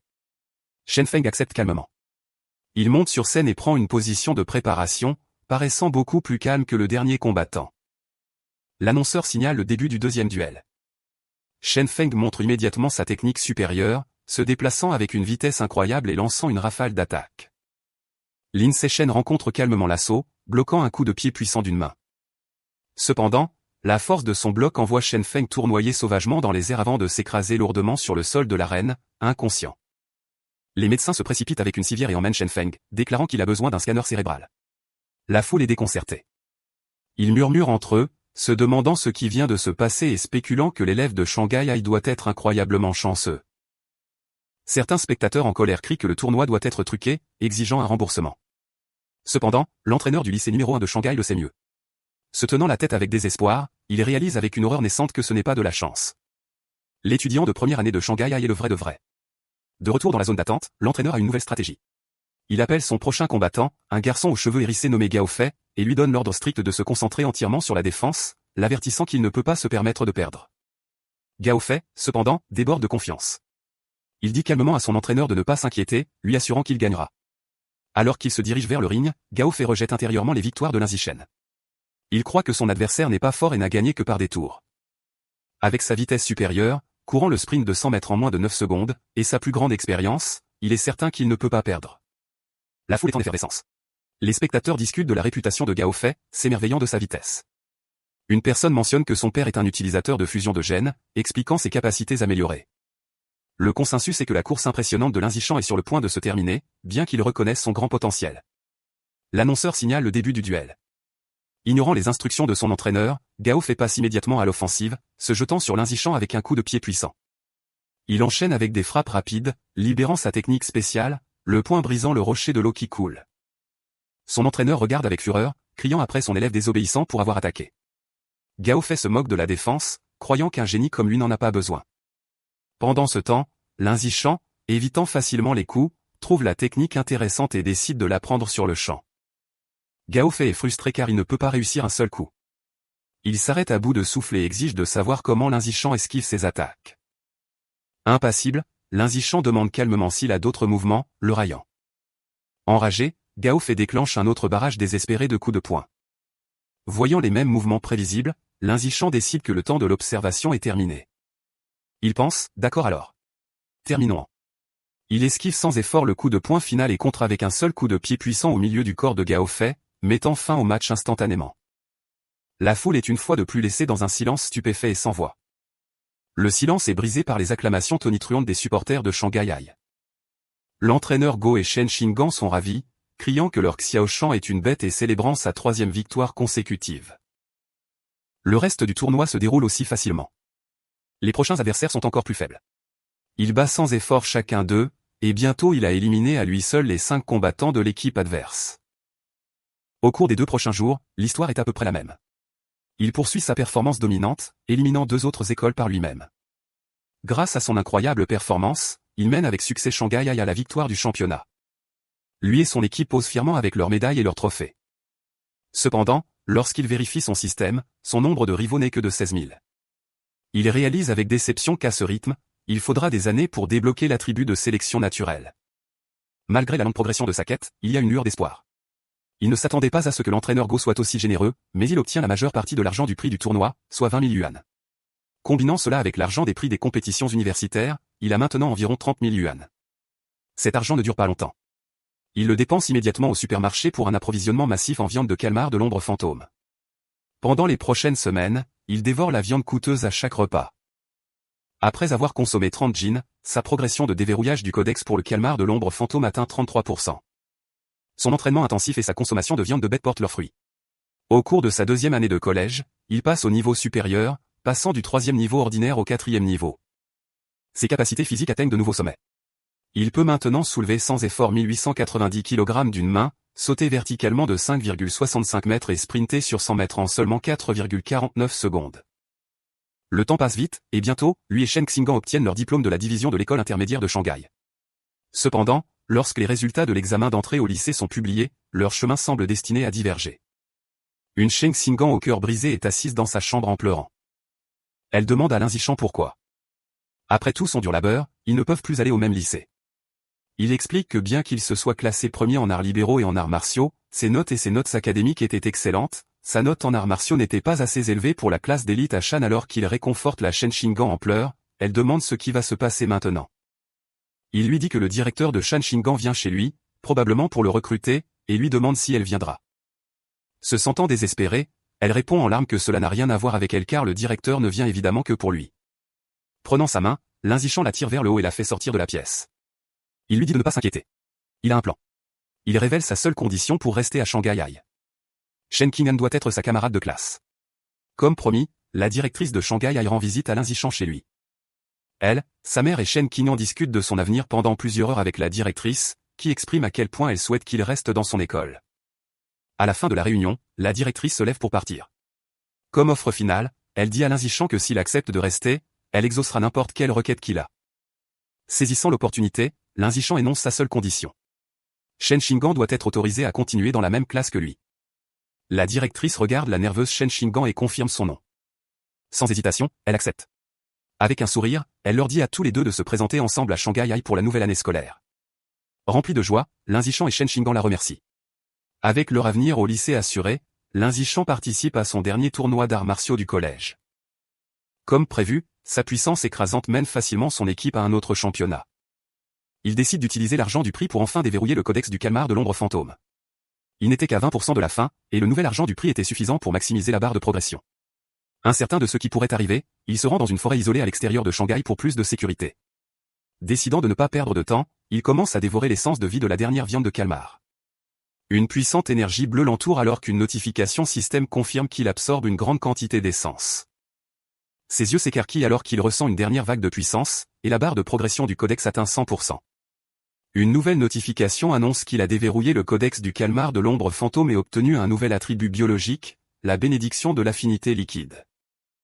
La capacité améliore son affinité avec l'eau, lui permettant de se déplacer librement et même de disparaître dans les environnements aquatiques. Cependant, alors que la puissance se stabilise, il se tient dans la forêt tranquille en tenant les tentacules de calmar flasque et sent que sa nouvelle capacité est un peu décevante. Se sentant toujours déçu, l'inzichan teste sa nouvelle capacité dans un étang voisin. Il constate que sa bénédiction d'affinité liquide a quelques avantages. Il peut tremper pendant de longues périodes sans que sa peau ne se ride, et la natation est beaucoup plus facile avec une résistance à l'eau réduite. Cependant, il n'y a pas d'autres effets notables. Il s'assoit dans l'eau et se dit que, puisque le calmar de l'ombre fantôme est une bête de bas niveau, il est juste que la capacité ne soit pas très puissante. Il décide que pour obtenir de meilleurs attributs, il devra soit économiser pour de la viande de bête de qualité supérieure, soit devenir assez fort pour chasser lui-même de puissantes bêtes mutantes sauvages. Le souvenir des terrifiants rats mutants géants renforce sa détermination, et il serre le poing, déterminé à devenir plus fort. Moins d'une semaine avant le début de l'école, la mère de l'inzichan et la famille de Shen Qing'an décident de partir en voyage. Pour mieux étudier sa nouvelle affinité liquide, l'inzichan suggère qu'ils aillent à la plage. Alors qu'ils sont dans l'océan, Shen Qing'an frissonne et se plaint que l'eau de mer est froide. L'inzichan, cependant, se sent parfaitement à l'aise. Il lui dit de s'y habituer et plonge ensuite dans l'eau, nageant à une vitesse incroyable. Alors qu'il bouge, son système le récompense avec des points de statistiques pour la natation et la plongée. Du rivage, une Sheng Xing'an nerveuse l'appelle, lui demandant de lui apprendre à nager. L'inzichan sort la tête de l'eau, se souvenant soudainement que son ami d'enfance ne sait pas encore comment faire. Il commence à lui enseigner patiemment les bases. Compte tenu de son talent athlétique moyen, il suppose qu'elle aura du mal. Cependant, Shen Qing'an lui prouve le contraire. Elle s'exclame avec enthousiasme que la natation est étonnamment facile et qu'elle l'a appris tout de suite, plongeant sans effort.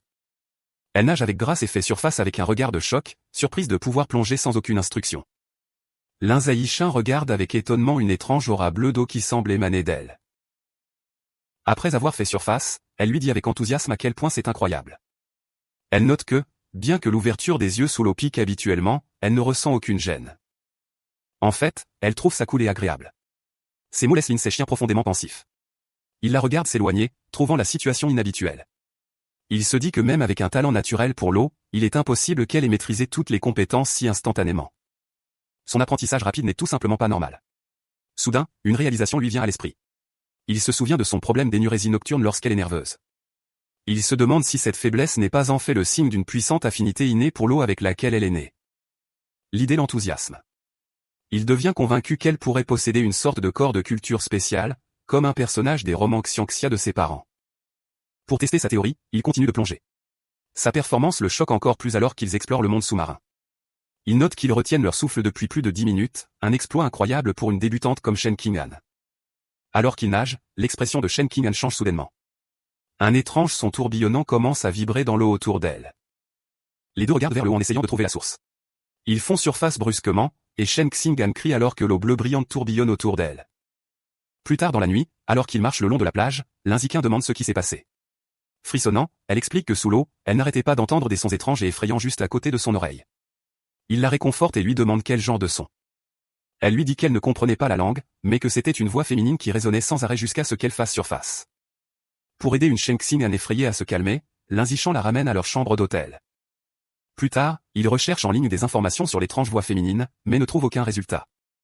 Inquiet et incapable de dormir, il utilise son énergie agitée pour s'entraîner. Alors qu'il fait 1000 redressements assis lestés, il ressent une soudaine poussée de puissance. Une notification système annonce que son travail acharné a porté ses fruits. Il est passé au 5e niveau ordinaire. Surpris mais satisfait, il considère sa nouvelle force. Il réalise qu'au 5e niveau, il est assez puissant pour rivaliser avec un rat mutant géant adulte. Une lueur déterminée apparaît dans ses yeux alors qu'il serre le poing, confiant que déchiqueter la bête à main nue n'est plus impossible. Désireux de tester ses nouvelles limites, il se rend sur la plage vide la nuit. L'augmentation des statistiques est immense. Son temps au 100 mètres a chuté à seulement 3,64 secondes, et son saut vertical a augmenté à un incroyable 6,98 mètres.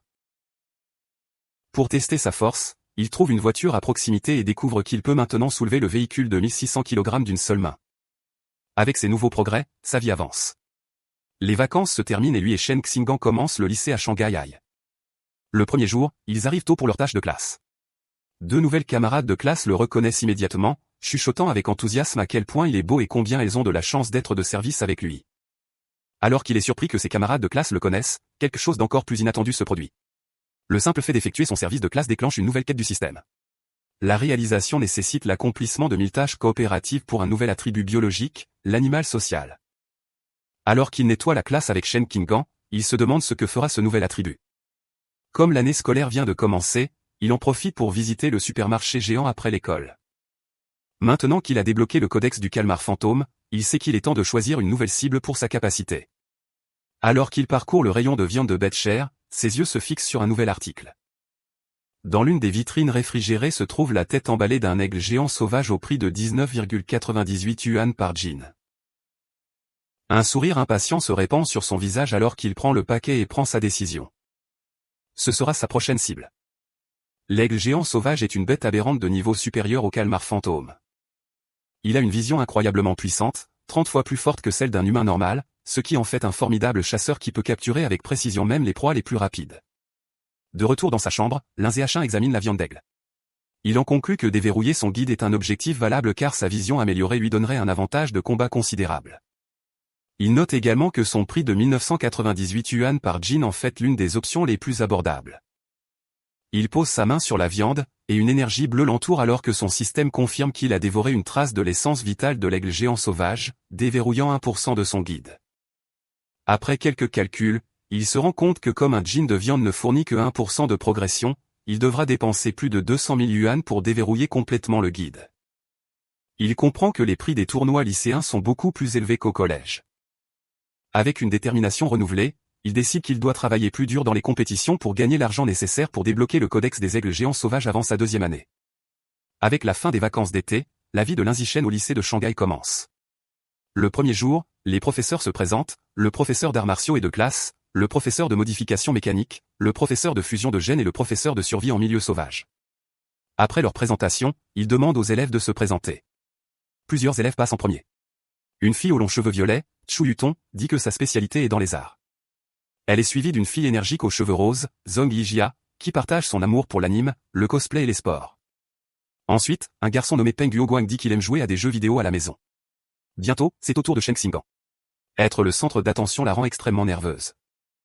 Avec un visage rougissant, elle parvient à dire que son nom est Shen Qinggan, qu'elle aime dessiner, et demande à tout le monde de la guider à l'avenir. Enfin, c'est au tour de Lin-Zéachin. Son introduction est la plus courte et la plus directe. Il se lève simplement et dit son nom en demandant le soutien de tout le monde. Après les présentations, le temps passe vite. Une nouvelle camarade de classe aux cheveux bruns s'approche de Shen Qinggan, qui a l'air surprise. La fille demande à Shen Qinggan son score à l'examen d'entrée. Shen Qinggan répond nerveusement qu'elle a obtenu 709 points, puis demande à la nouvelle fille, Churui, son score.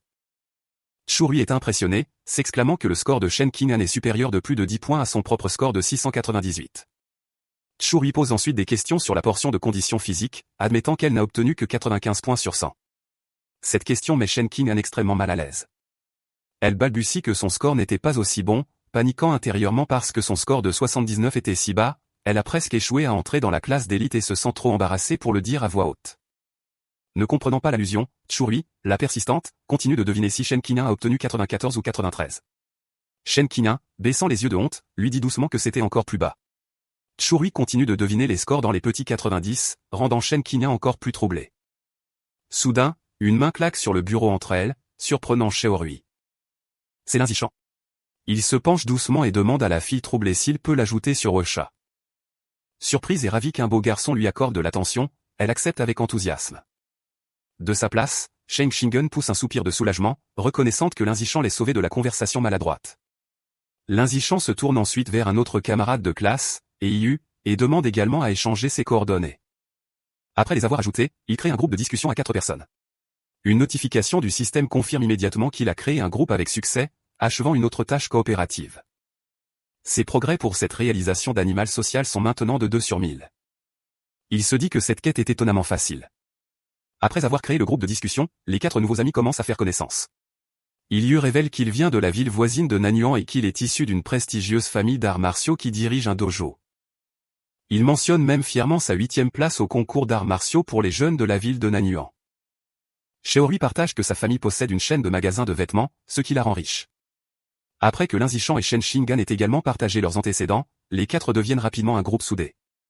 Alors qu'ils se sentent à l'aise, Yu demande aux autres de deviner qui est l'élève le plus fort de leur classe. Chu lui désigne immédiatement Lin Zishan, devinant que ce doit être lui puisqu'il a été le meilleur marqueur à l'examen d'entrée pour tout leur district. Cela choque Yu, qui n'avait aucune idée que son nouvel ami était si accompli. Cependant, Lin Zishan suggère humblement qu'être le meilleur marqueur ne fait pas nécessairement de quelqu'un le plus fort. Il révèle un fait surprenant. Le directeur avait dépensé beaucoup d'argent pour recruter 2 élèves exceptionnellement puissants de la ville de Nanyuan pour leur classe. Yu désigne ensuite les 2 élèves. Le premier est un garçon aux cheveux blonds, Wang Xuoji, le troisième étudiant de la ville de Nanyuan, qui peut courir le 100 mètres en 7,98 secondes. Le second est un grand garçon musclé, Lu Gang, qui a une force naturelle immense et peut facilement soulever un haltère de 300 kg d'une seule main. Shen Xingan et Chu Rui sont visiblement impressionnés et intimidés. Lin Zishan, d'un autre côté, reste complètement calme. Intérieurement, il se moque de leur réalisation, sachant qu'il avait dépassé ses chiffres à l'école primaire. Bientôt, la cloche sonne à nouveau, et le prochain cours est pour la distribution des manuels. Il y a 4 matières principales pour le semestre, les arts martiaux, la fusion de gènes, la modification mécanique et la survie en milieu sauvage. Comme Lin Zishan avait déjà auto-étudié tout le matériel, il décide d'utiliser le temps libre pour trouver un endroit isolé pour s'entraîner. Alors qu'il s'entraîne, ses pensées se tournent vers les menaces plus importantes. Il se souvient que le dangereux culte du dieu Ra est toujours actif. La police n'a capturé que quelques hérétiques de niveau inférieur, mais le puissant roi Ra, leur chef, est toujours en liberté. Cette sombre réalité alimente sa détermination. Il serre le poing, résolu à augmenter sa puissance le plus vite possible et à atteindre au moins le 6e niveau, un niveau qu'il juge suffisamment élevé pour affronter même le roi Ra. Le premier cours pratique est la survie en milieu sauvage. Le professeur, Shi Shanbei, rassemble les étudiants dans une zone boisée et demande si quelqu'un sait comment faire du feu en perçant du bois. Yu murmure que c'est une compétence inutile. À la surprise générale, Wang Xuji et Lu Gong s'avancent et réussissent à allumer des feux en utilisant la méthode primitive. Le professeur est impressionné et demande comment ils ont appris. Lu Gong explique qu'il a appris dans un camp d'été, tandis que Wang Xuji dit qu'il a appris tout seul en regardant des vidéos en ligne. Une fois qu'ils ont terminé, Lin Zishan enseigne facilement la même technique à son petit groupe, et il la maîtrise rapidement. Plus tard, en cours d'arts martiaux, le professeur, Yao Yuanfeng, annonce qu'il va leur enseigner une technique spéciale de respiration et de cultivation. Une fois de plus, Wang Xuji et Lu Gang déclarent bruyamment qu'ils l'ont déjà apprise, se pavanant devant la classe. Bien que leur démonstration soit un peu maladroite, ils s'en sortent. Lin Zishan, qui connaît déjà ses compétences, décide de rester discret. Ainsi, plus d'1 mois passe sans incident. Un jour, en cours de modification mécanique, le professeur, Cai Yuanfei, annonce un test pour vérifier leur progrès. Pour les motiver, il révèle des prix en espèces pour les 3 premiers, 888 yuan pour le premier, 666 pour le deuxième et 333 pour le troisième. Les yeux de Lin Zishan s'illuminent lorsqu'il entend parler de l'argent du prix, réalisant que la récompense de la première place est presque suffisante pour acheter un demi-jean de la viande d'aigle géant sauvage coûteuse. Avec tout le monde motivé, la classe commence l'examen. Par coïncidence, le professeur de fusion génétique, Liu Durin, a la même idée et lance également un examen surprise avec la même structure de prix. Après les 2 examens difficiles, les étudiants sont épuisés. Et YO s'effondre sur son bureau, gémissant. Les autres étudiants se plaignent de la difficulté des questions. Une fille déplore qu'elle espérait un 90, mais qu'elle aurait de la chance d'obtenir une note de passage de 60. Alors que tout le monde se plaint, Wang Xuji et Lu Gong commencent à se vanter avec désinvolture. Lu Gong demande à Wang Xuji comment il s'en est sorti. Wang Xuji répond avec confiance qu'il devrait obtenir un 95 car il a seulement eu du mal avec la dernière partie de la question finale. Lu Gong acquiesce nonchalamment, déclarant qu'il est dans le même bateau et qu'il s'attend également à un 95. En écoutant leur échange arrogant, Yu les regarde avec fureur, serrant les poings et pensant à quel point il a envie de les frapper. Le professeur annonce les résultats du test d'augmentation mécanique. Il lit les scores, révélant que Go Yunling a reçu 52 points, tandis que Shen Xingan a réussi avec 61. Shen Xingan dit avec enthousiasme à Lin Zishan qu'elle a réussi, et il la félicite pour son travail acharné. Le professeur continue, annonçant que Yu a obtenu un score impressionnant de 88 points. Ses amis le félicitent, et il répond humblement qu'il a juste eu de la chance, promettant de les inviter à un repas avec son prix de 3e place de 333 yuan. Ensuite, le professeur confirme que Lu Gang et Wang Xuji ont tous 2 obtenu 95, comme il l'avait prédit, les complimentant pour n'être qu'à une question d'un score parfait. Wang Xuji affirme avec confiance qu'avec 10 minutes de plus, il aurait pu résoudre le problème final, et Lu Gang est d'accord. En les écoutant se vanter, Yu est frustré, mais se console en pensant que la 3e place est toujours la sienne. Cependant, le professeur révèle alors un résultat choquant. Malgré la difficulté du test, un étudiant a obtenu un score parfait, Lin Zishan, avec 100 points. Wang Shuji et Lu Gong sont stupéfaits, criant que le résultat est absurde. Le reste de la classe éclate en applaudissements. Même un vaincu se joint à eux, reconnaissant que Lin Zishan est à un autre niveau. Shen Qinggan et Chu Rui célèbrent sa victoire comme la gloire de Shanghai. Ignorant les éloges, Lin Zishan se concentre sur le prix. Il lève la main et demande au professeur Kai quand le prix de 88 yuan pour la première place sera distribué. Le professeur promet de l'envoyer plus tard, trouvant intérieurement étrange l'intense concentration de Lin Seichen sur l'argent. 1 heure plus tard, les résultats de l'examen de fusion génétique sont annoncés. Le professeur, Kai Yuanfei, lit les scores. Cette fois, le duo de Nanyuan ne s'est pas aussi bien comporté. Lu Gang a obtenu 81 et Wang Xuji, 83. Bien que ce soit encore de bons scores, ils sont clairement déçus. En revanche, Shen Xinggan réalise un excellent 78, la plaçant dans le top 5, et elle fête ça avec Chu Rui. Au choc de ses camarades de classe, Lin Zequin obtient une fois de plus un score parfait, remportant sans effort un autre prix. Cette deuxième victoire écrasante porte un coup dur à la confiance de HEIU, Wang Shuji et Lu Gong, qui sont démoralisés. Incapables d'accepter leur défaite, Wang Shuji et Lu Gong se demandent comment quelqu'un a pu obtenir la note maximale à un test aussi difficile, suggérant ouvertement que Lin Zishan devait connaître les réponses à l'avance. Le professeur, Kai Yuanfei, met immédiatement fin à leur accusation, déclarant fermement que c'est impossible. Il explique qu'il a personnellement conçu chaque question et que les réponses ne sont pas disponibles en ligne, ce qui rend la triche impossible. Les deux sont sans voix. Leurs camarades de classe ne sont pas aussi gentils. Yu et Chu Rui rient, se moquant de Wang Xuji et Lu Gong pour être de mauvais perdants. Yu les traite de honte pour la ville de Nanyuan, et Chu Rui ajoute que les gens laits et incultes causent toujours le plus de problèmes. Après le déjeuner, l'examen pratique de survie en milieu sauvage commence. Le professeur, Xu Shangbai, explique que les récompenses sont les mêmes avec des prix en espèces pour les 3 premiers. L'examen comporte 3 parties, l'escalade, la natation et l'allumage du feu par friction. Ayant été battu au test académique, Wang Xuji dit à Lu Gong qu'ils doivent se racheter aux examens pratiques. Lu Gong est d'accord, et les deux regardent Lin Zishan, jurant de l'écraser et d'effacer leur honte. L'examen commence par l'escalade, où la vitesse détermine le gagnant. Comme prévu, les capacités physiques supérieures de Lin Zishan lui permettent de dominer facilement. Il escalade la paroi rocheuse avec une vitesse incroyable, laissant le duo de Nanyuan loin derrière pour s'assurer la première place. L'épreuve d'escalade d'arbre se termine de la même manière.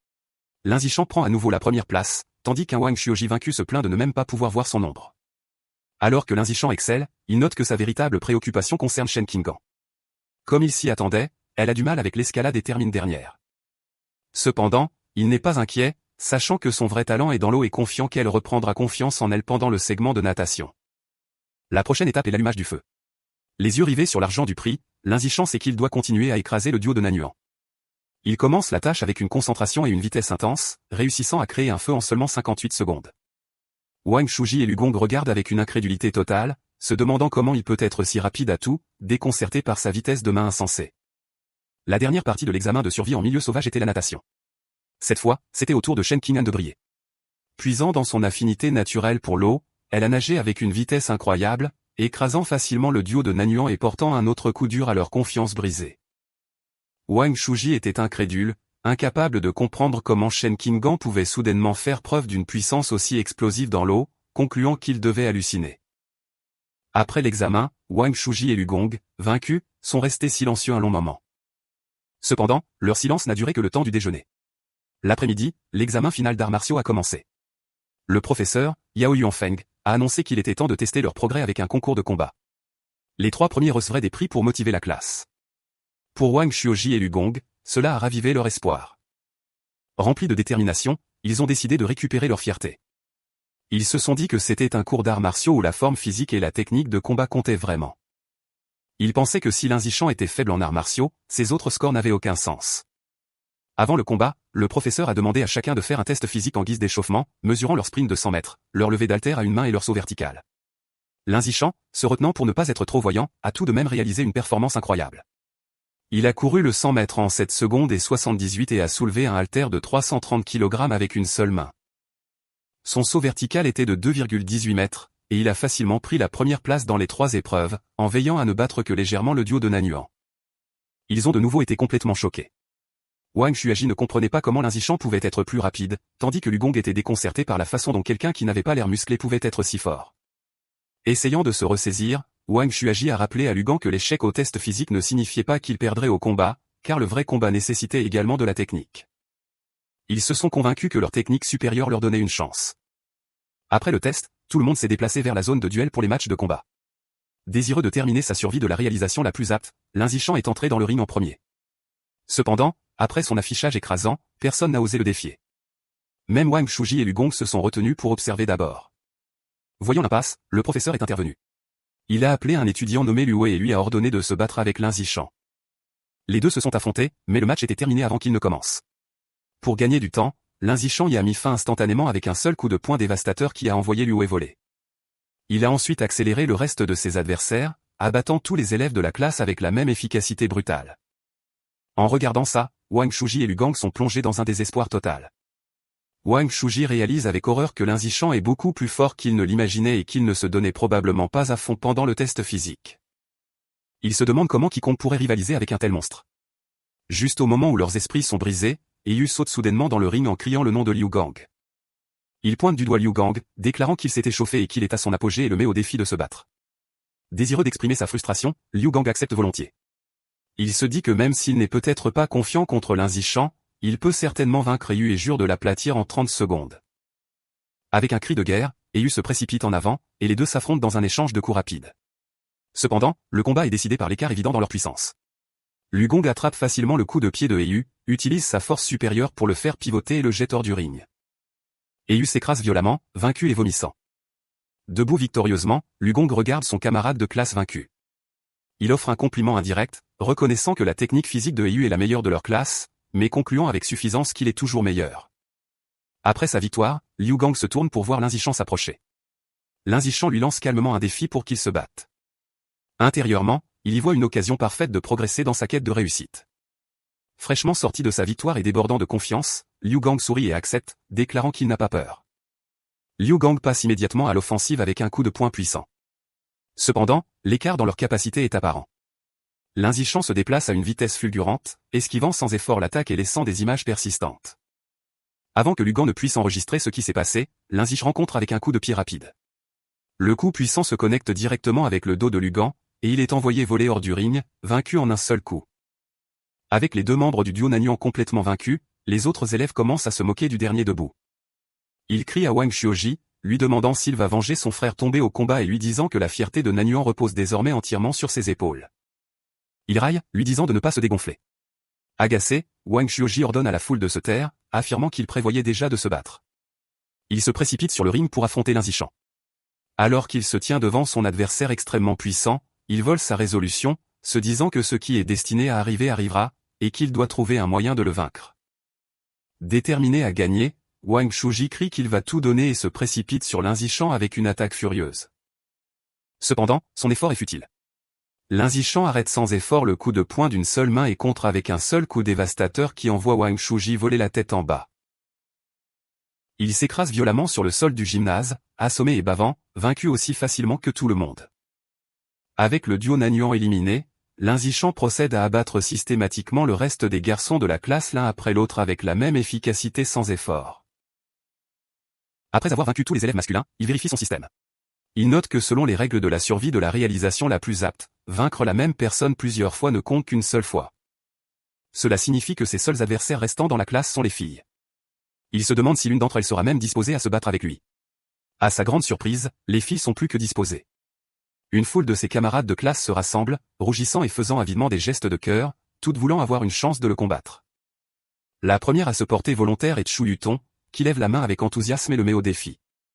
Elle saute dans le ring et attaque avec une vitesse et une agilité surprenantes. Cependant, Lin Zishan est toujours à un autre niveau.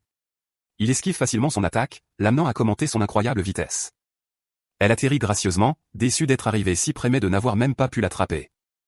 De manière inattendue, après la défaite de Chu Yuton, les autres filles se portent également volontaires pour le défier une par une. Bien sûr, Lin Zishan se retient considérablement lorsqu'il affronte les filles. Son objectif principal n'est pas de leur faire du mal, mais simplement de gagner les matchs officiels et de terminer sa réussite le plus rapidement possible. Bientôt, Lin Zishan termine de se battre avec toutes les filles de sa classe. Bien qu'il ait réussi à vaincre tous les élèves, il est encore loin d'avoir terminé sa tâche de réussite. Il est un peu déçu, mais son humeur change rapidement lorsque son professeur, Yao Yuanfeng, annonce soudainement de bonnes nouvelles. Le professeur félicite la classe et leur dit qu'en tant qu'élèves d'élite, ils doivent apprendre à défier ceux qui sont au-dessus d'eux. Il annonce ensuite que dans un mois, leur classe défiera la classe régulière la plus forte de la deuxième année, et il s'attend à ce qu'ils soient prêts. Linziquin, qui était juste frustré par le manque d'adversaires pour accélérer sa survie de la réalisation la plus apte, est ravi. Un nouveau match a été livré directement à sa porte, une vraie bénédiction. Après que le professeur ait renvoyé la classe, Liu Gang, nouvellement humilié, approche Linzichan. Il admet qu'il avait sous-estimé l'école et déclare qu'à partir de maintenant, il considérera Linzichan comme son rival pour les 3 prochaines années. Linzichan se rend compte qu'avec le plan du professeur de constamment défier les autres classes, terminer sa mission en un an n'est peut-être pas impossible. Wang Shuji le confronte également, jurant de laver l'humiliation de sa défaite avant d'obtenir leur diplôme. Linziquin, cependant, est plus concentré sur les avantages pratiques. Il calcule qu'il a gagné plus de 3000 yuan grâce au seul prix de l'examen. Cela l'excite car il peut maintenant utiliser cet argent pour acheter plus de viande de bête. Il serre le poing en ignorant complètement le duo non-yuan qui est laissé furieux face à son renvoi arrogant. Cette nuit-là, de retour dans sa chambre, il examine sa situation financière. Bien qu'il ait gagné de l'argent grâce aux récompenses, c'est encore loin d'être suffisant pour acheter toute la viande de bête dont il a besoin. Pour gagner plus d'argent, il décide de suivre les traces de ses parents et s'inscrit comme auteur de romans en ligne, commençant ainsi son parcours d'écriture. Grâce à sa racine céleste de sagesse, son écriture est exceptionnelle. Le lendemain matin, il trouve une invitation à un contrat de la plateforme Yuan dans ses messages. Après avoir signé le contrat, une nouvelle de ce jour attire son attention. Le reportage porte sur un incident terrifiant survenu il y a à peine 2 heures. Un rat mutant géant avait attaqué une installation d'entreposage frigorifique de viande congelée à la périphérie de la ville. Le reportage détaille l'horrible attaque. Le rat mutant mesurait plus de 5 mètres de long et était si puissant qu'il a coupé un cyborg en deux. Dans un dernier acte désespéré, le cyborg capturé a activé son cœur d'énergie de secours caché pour s'autodétruire, emportant l'ennemi avec lui. L'explosion qui en a résulté a été massive, faisant exploser le rat mutant géant sur le coup. En lisant les nouvelles, Linzichan est horrifié. Il fixe une image d'un rat monstrueux, se demandant avec une crainte grandissante combien d'autres de ces rats mutants géants sont cachés dans la ville de Shanghai. Il se demande également où de telles créatures énormes pourraient bien se cacher. Le jour de la séance d'entraînement contre la classe régulière la plus forte de la deuxième année arrive, et les étudiants se réunissent au gymnase Shanghai High. Avant le match, le professeur Yao Yuanfeng tient une réunion de stratégie avec ses meilleurs combattants. Il les avertit que si leurs meilleurs combattants sont forts, la classe adverse est globalement plus forte et utilisera probablement des tactiques défensives pour les épuiser. Il leur ordonne de terminer leur combat le plus rapidement possible.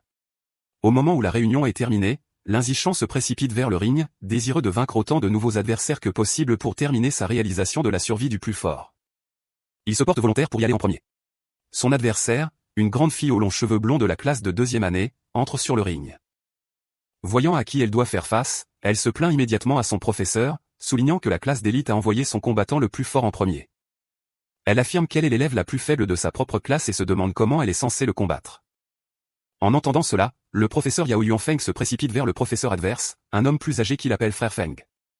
Il l'accuse avec colère de briser les règles tacites de l'entraînement de classe, qui dictent que les élèves les plus faibles devraient se battre en premier. Il exige de savoir pourquoi l'autre professeur a envoyé son élève le plus fort se battre lors du premier match. Pour régler le différend, le professeur Yao ordonne à Linzichan de descendre de la scène, lui disant qu'il peut y aller plus tard et de laisser les élèves les plus faibles y aller en premier. Linzichan accepte à contre-cœur et descend. Le professeur désigne ensuite Zhang Yijia et lui dit d'y aller en premier, mais elle est prise au dépourvu et proteste qu'elle n'est pas prête. Voyant une opportunité, Shen Qing'an s'avance. Elle se porte volontaire pour se battre, disant au professeur Yao que puisqu'elle est la plus faible, elle devrait être la première à y aller. Shen Qing'an entre nerveusement sur le ring pour affronter la grande fille blonde, clairement intimidée. Depuis la ligne de touche, ses camarades de classe, dont Churui et Heiyu, commencent à applaudir bruyamment, criant des encouragements pour leur ami, Anan. Cependant, la pression soudaine ne fait que rendre Shen Qing'an encore plus nerveuse. Le match commence et la blonde attaque immédiatement avec un puissant coup de poing, que Shen Qing'an parvient à bloquer. Bien qu'elle soit surpassée, Shen Qing'an est déterminée. Elle sait qu'elle ne peut pas gagner, mais elle est résolue à tenir le plus longtemps possible, adoptant une stratégie purement défensive pour épuiser l'endurance de son adversaire. Son plan s'avère étonnamment efficace. 3 minutes plus tard, la blonde respire fortement, surprise par l'endurance de Shen Qing'an. Elle se rend compte que si le combat continue, elle manquera d'endurance et décide qu'elle doit terminer le match rapidement. Elle se précipite en avant avec un coup de poing décisif final. Le coup atterrit et Shen Qing'an est jeté au sol, vaincu. Alors qu'elle se relève, elle est visiblement embarrassée. Le professeur, Yao Yuanfeng, loue sa performance. Il lui fait un signe de pouce levé, lui disant qu'elle a fait du bon travail et que sa stratégie défensive était très intelligente. Lin Zishan la réconforte également, lui tapotant doucement la tête. Il lui dit qu'elle a bien fait, qu'elle a duré plus de 3 minutes contre une aînée avec une année supplémentaire d'entraînement et qu'elle a fait de grands progrès. Rassuré, Shen Xing'an le regarde avec un sourire heureux. Après la défaite de Shen Xing'an, une autre camarade de classe aux cheveux bruns de la classe d'élite entre sur le ring. Voyant que son adversaire aîné est à court d'endurance après le match précédent, elle voit une opportunité et se précipite pour attaquer. Elle lance un coup de pied puissant, mais l'aîné, plus expérimenté, esquive facilement le coup et contre avec un coup de poing rapide au visage. La fille aux cheveux bruns est rapidement maîtrisée et clouée au sol où elle crie de douleur et est obligée de se rendre. Debout au-dessus de son adversaire vaincu, l'aîné demande moqueusement si elle méprisait la classe régulière en se précipitant si imprudemment. Elle continue de narguer la fille, lui disant que même si elle n'a peut-être pas son talent, elle s'est entraînée pendant une année entière. Elle la renvoie, lui disant de revenir se battre après s'être entraînée pendant une autre année. Juste à ce moment-là, Churi s'avance. Remplie de détermination, elle déclare qu'elle vengera Shen Xing'an et écrasera l'aîné. Churi s'avère être une combattante redoutable. Elle vainc facilement son adversaire aîné avec un seul coup de poing puissant. Depuis la ligne de touche, Shen Xing'an applaudit avec enthousiasme, criant à quel point Churi était incroyable. Lin Zishan dit à Churi qu'elle était incroyable aussi, expliquant que la victoire de Churi était facile uniquement parce que l'endurance de Churi était la première. Churi sourit joyeusement. 2 heures plus tard, la séance d'entraînement continue et la classe d'élite a égalisé le score. Le professeur Yao Yuan Feng s'approche du professeur de 2e année, frère Feng, et le nargue, soulignant que sa classe n'a plus que 4 combattants et qu'il est convaincu que sa classe gagnera le pari. Cependant, il se tourne ensuite vers ses élèves et les avertit de ne pas se reposer sur leur laurier. Il déclare que la véritable force de leur classe réside dans leurs 4 meilleurs combattants, Lin Zishan, Wang Xuji, Lu Gong et Heiyu. La vraie confrontation ne fait que commencer. Suite à la déclaration de son professeur, Heiyu reçoit l'ordre de monter ensuite. Il fait craquer ses doigts avec un regard déterminé et entre sur le ring avec une pose dramatique de martèlement au sol. Il prend une position de combat et demande théâtralement à son adversaire aîné s'il est prêt à affronter ses poings, qui, selon lui, ont soif de bataille. L'aîné, un garçon aux cheveux bruns, sourit et dit à Heiyu de ne pas être aussi enfantin et trop dramatique. Agacé, Heiyu attaque immédiatement avec un coup de pied rapide, envoyant l'aîné s'écraser au sol, vaincu. Debout au-dessus de son adversaire tombé, Heiyu se moque de lui, se demandant où il a trouvé la confiance nécessaire pour se montrer si dur avec un niveau de compétence aussi bas et le traitant de déchet. Alors que Heiyu célèbre sa victoire, un autre aîné plus redoutable aux cheveux teintés de violet entre dans le ring. Il regarde Heiyu avec colère, le traitant d'arrogant pour ses railleries. L'aîné se lance immédiatement avec un coup de poing puissant, jurant d'enseigner à son jeune adversaire ce qu'est l'intensité. Au grand choc de l'aîné, Heiyu se déplace avec une vitesse incroyable, esquivant sans effort l'attaque. Heiyu contre alors avec un coup de pied puissant qui envoie l'aîné voler, le mettant KO. Voyant son impressionnante victoire, Churi et Shen Xing'an éclatent de joie, criant des encouragements pour Heiyu. Porté par son succès, Heiyu entame une incroyable série de victoires, battant plusieurs autres adversaires à la suite. Après avoir abattu 5 combattants consécutifs, Heiyu est épuisé, respirant fortement. Malgré sa fatigue, il affiche un visage courageux et crie avec défi pour le prochain adversaire, se vantant qu'il peut encore en affronter 10 autres. Cependant, il est clair qu'il est à court d'énergie. Son impressionnante course se termine lorsqu'il est vaincu par son 6e adversaire. Avec l'élimination de Heiyu, la situation semble désespérée pour la classe d'élite. Ils ne sont plus que 3 combattants, alors que la classe de 2e année compte encore 13 membres. Avec la défaite de Heiyu, Wang Xuji est le prochain. Il déchaîne toute sa puissance, entamant une incroyable série de victoires et battant à lui seul 10 adversaires dans un déluge de coups de pied et de poings furieux. Cependant, la longue série de batailles pèse lourd. Pendant son 11e match, Wang Xuji finit par manquer d'énergie et est vaincu. Après lui, Lu Gang, qui élimine rapidement 2 autres des meilleurs combattants de l'équipe adverse en moins de 10 minutes. Avec ses adversaires réduits à leur dernier combattant, le professeur Yao Yuan Feng suggère avec suffisance que le professeur de 2e année, frère Feng, devrait simplement se rendre. Frère Feng, cependant, reste imperturbable. Il sourit et appelle son dernier élève, Wang Jinet, lui disant que c'est son tour. Un nouveau challenger s'avance, un énorme étudiant en surpoids qui domine Liu Gang. Malgré la taille intimidante de son adversaire, Liu Gang n'est pas impressionné. Le considérant comme un simple gros un peu plus grand, il se précipite à l'attaque, confiant de pouvoir le battre. Il porte un coup de poing puissant au ventre massif de Wang Jinet, mais à son grand choc, le coup n'a aucun effet. Il a l'impression d'avoir frappé du caoutchouc solide. Il essaie à nouveau, déchaînant un barrage rapide de coups de poing, mais toutes ses attaques sont inoffensivement absorbées par l'épaisse couche de graisse de son adversaire. Bientôt, Lu Gang est à bout de souffle et épuisé, réalisant que ses attaques sont inutiles. Son adversaire, qui n'a pas bougé d'un pouce, le regarde avec une expression calme. Il demande si Lugan a terminé car c'est maintenant son tour. Avant que Lugan ne puisse réagir, Wang Jiné l'attrape par le cou avec une force incroyable. D'un seul mouvement sans effort, il jette Lugan hors du ring, assurant la victoire et ne laissant à la classe d'élite qu'un seul combattant. Stupéfait par un combattant aussi puissant, le professeur Yao Yuanfeng s'exclame qu'il ne se souvient pas que la classe de deuxième année est un élève aussi fort. Le professeur adverse, frère Feng, sourit et explique que Wang Jiné est un nouvel étudiant transféré qui vient d'arriver ce semestre.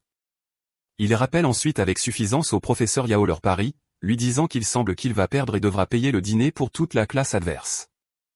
Réalisant qu'il a été trompé par l'arme secrète de son rival, le professeur Yao serre le poing de frustration, craignant que même Lin Zishan ne puisse vaincre ce monstre. Malgré ses doutes, il affiche un visage courageux pour son dernier élève. Il pose une main sur l'épaule de Lin Zishan et lui dit que c'est son tour, l'encourageant simplement à faire de son mieux et à ne pas trop se soucier de gagner car l'expérience sera précieuse. Lin Zishan sourit simplement et rassure son professeur qu'il va gagner, laissant l'homme sans voix. Alors que Lin Zishan entre dans le ring, Wang Jiné le regarde de haut, sans être impressionné. Il rejette son adversaire en disant qu'il a l'air plutôt faible pour être la finale de sa classe.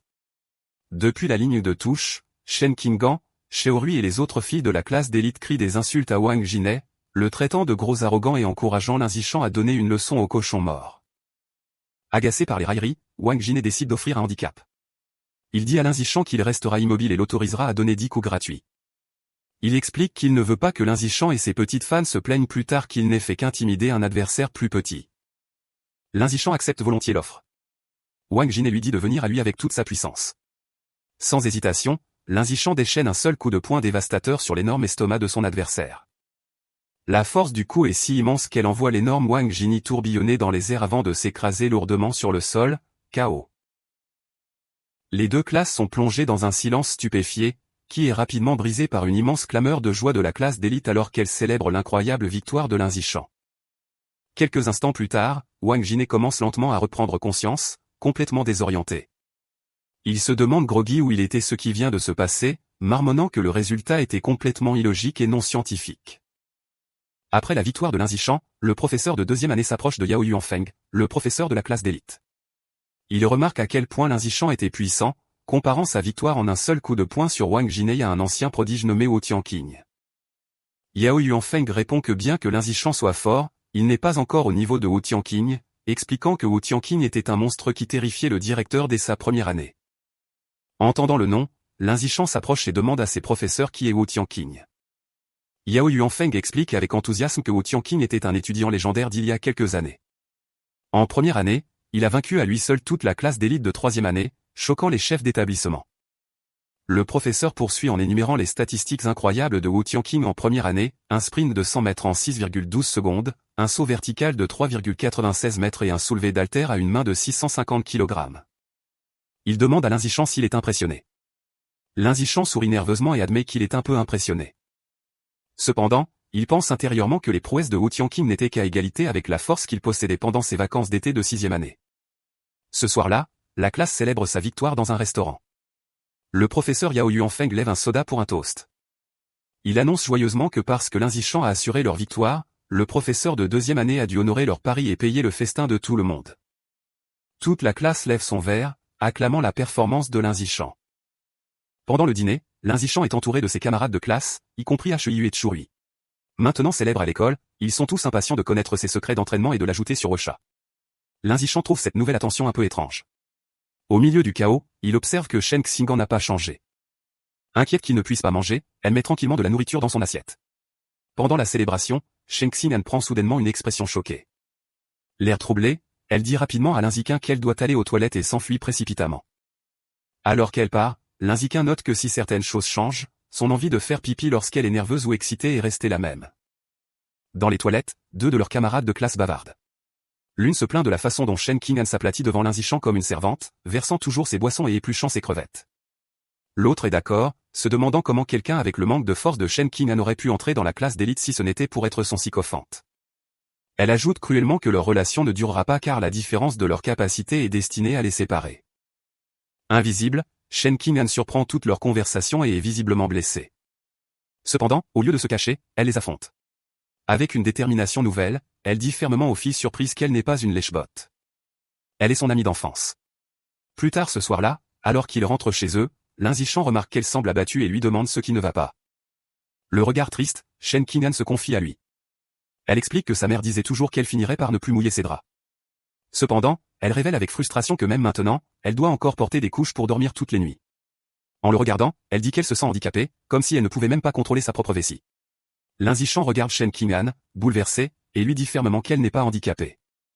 Il pose doucement ses mains sur ses épaules pour la réconforter, expliquant que son incapacité à contrôler sa vessie est en fait un super pouvoir qui ne s'est pas encore pleinement développé.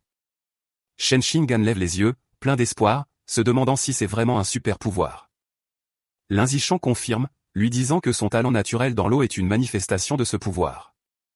Intrigué, Shen Qing'an demande si ses propres capacités étonnantes sont aussi dues au fait qu'il a un super pouvoir. Linzichang répond avec assurance que, oui, tout comme elle, il a aussi un super pouvoir. Excité par cette idée, Shen Qing'an se demande quel genre de pouvoir elle pourrait avoir. Linzichang la rassure en lui disant que ce sera certainement un pouvoir très puissant. Cependant, leur chemin est bloqué.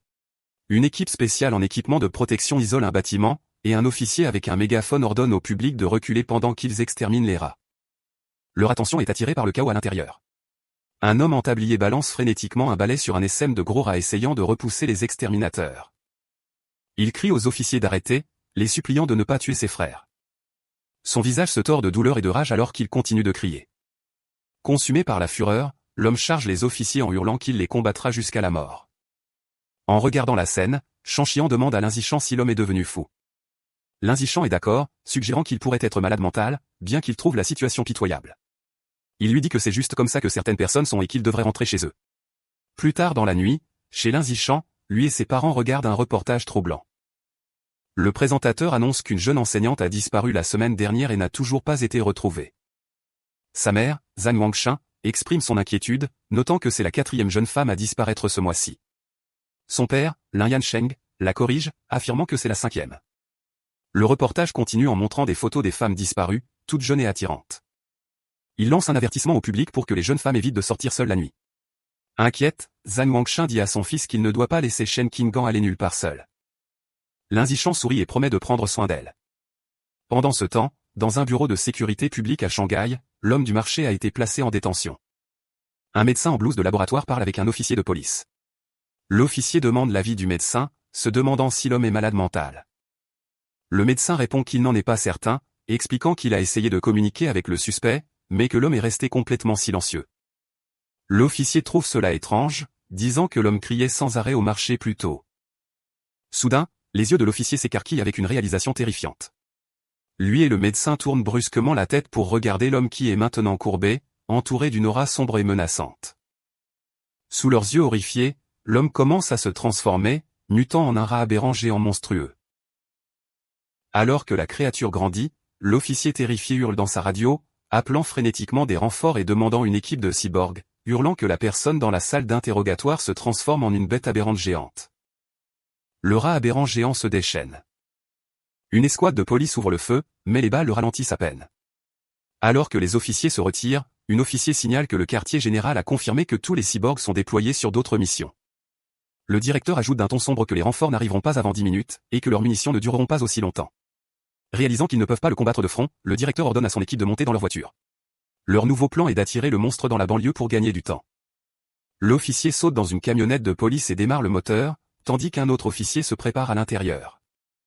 Ils traversent la ville à toute vitesse avec le rat géant à leur trousse, bondissant entre les bâtiments. L'officier les exhorte à aller plus vite pour donner plus de temps aux cyborgs. La camionnette remonte une route de montagne et entre dans un tunnel, mais la bête est implacable. Elle réduit la distance avec un rugissement terrifiant, sa gueule massive remplie de dents ouvertes.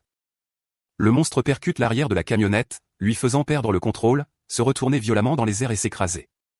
À l'intérieur de la camionnette renversée, l'officier est suspendu la tête en bas, blessé.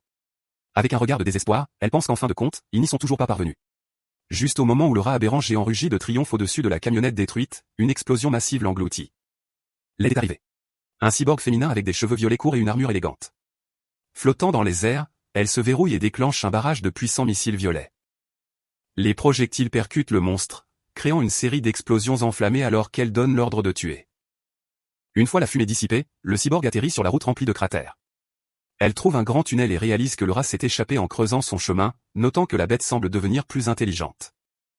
Cependant, elle voit de la chair déchiquetée et du sang sur le sol et en conclut que la créature est gravement blessée et n'a pas pu aller bien loin.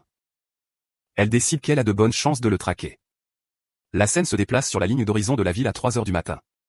Dans sa chambre, Lindsay est à son ordinateur, non pas en train de s'entraîner, mais d'écrire. Il réfléchit à ses progrès en tant qu'auteur de romans en ligne. Il a écrit quotidiennement pendant plus d'un demi-mois, et son roman compte maintenant près de 200 000 mots. Plus important encore, ses revenus payés ont déjà dépassé les 10 000 yuan. Il pense au potentiel futur du roman, notant qu'il est encore dans la période du nouveau livre.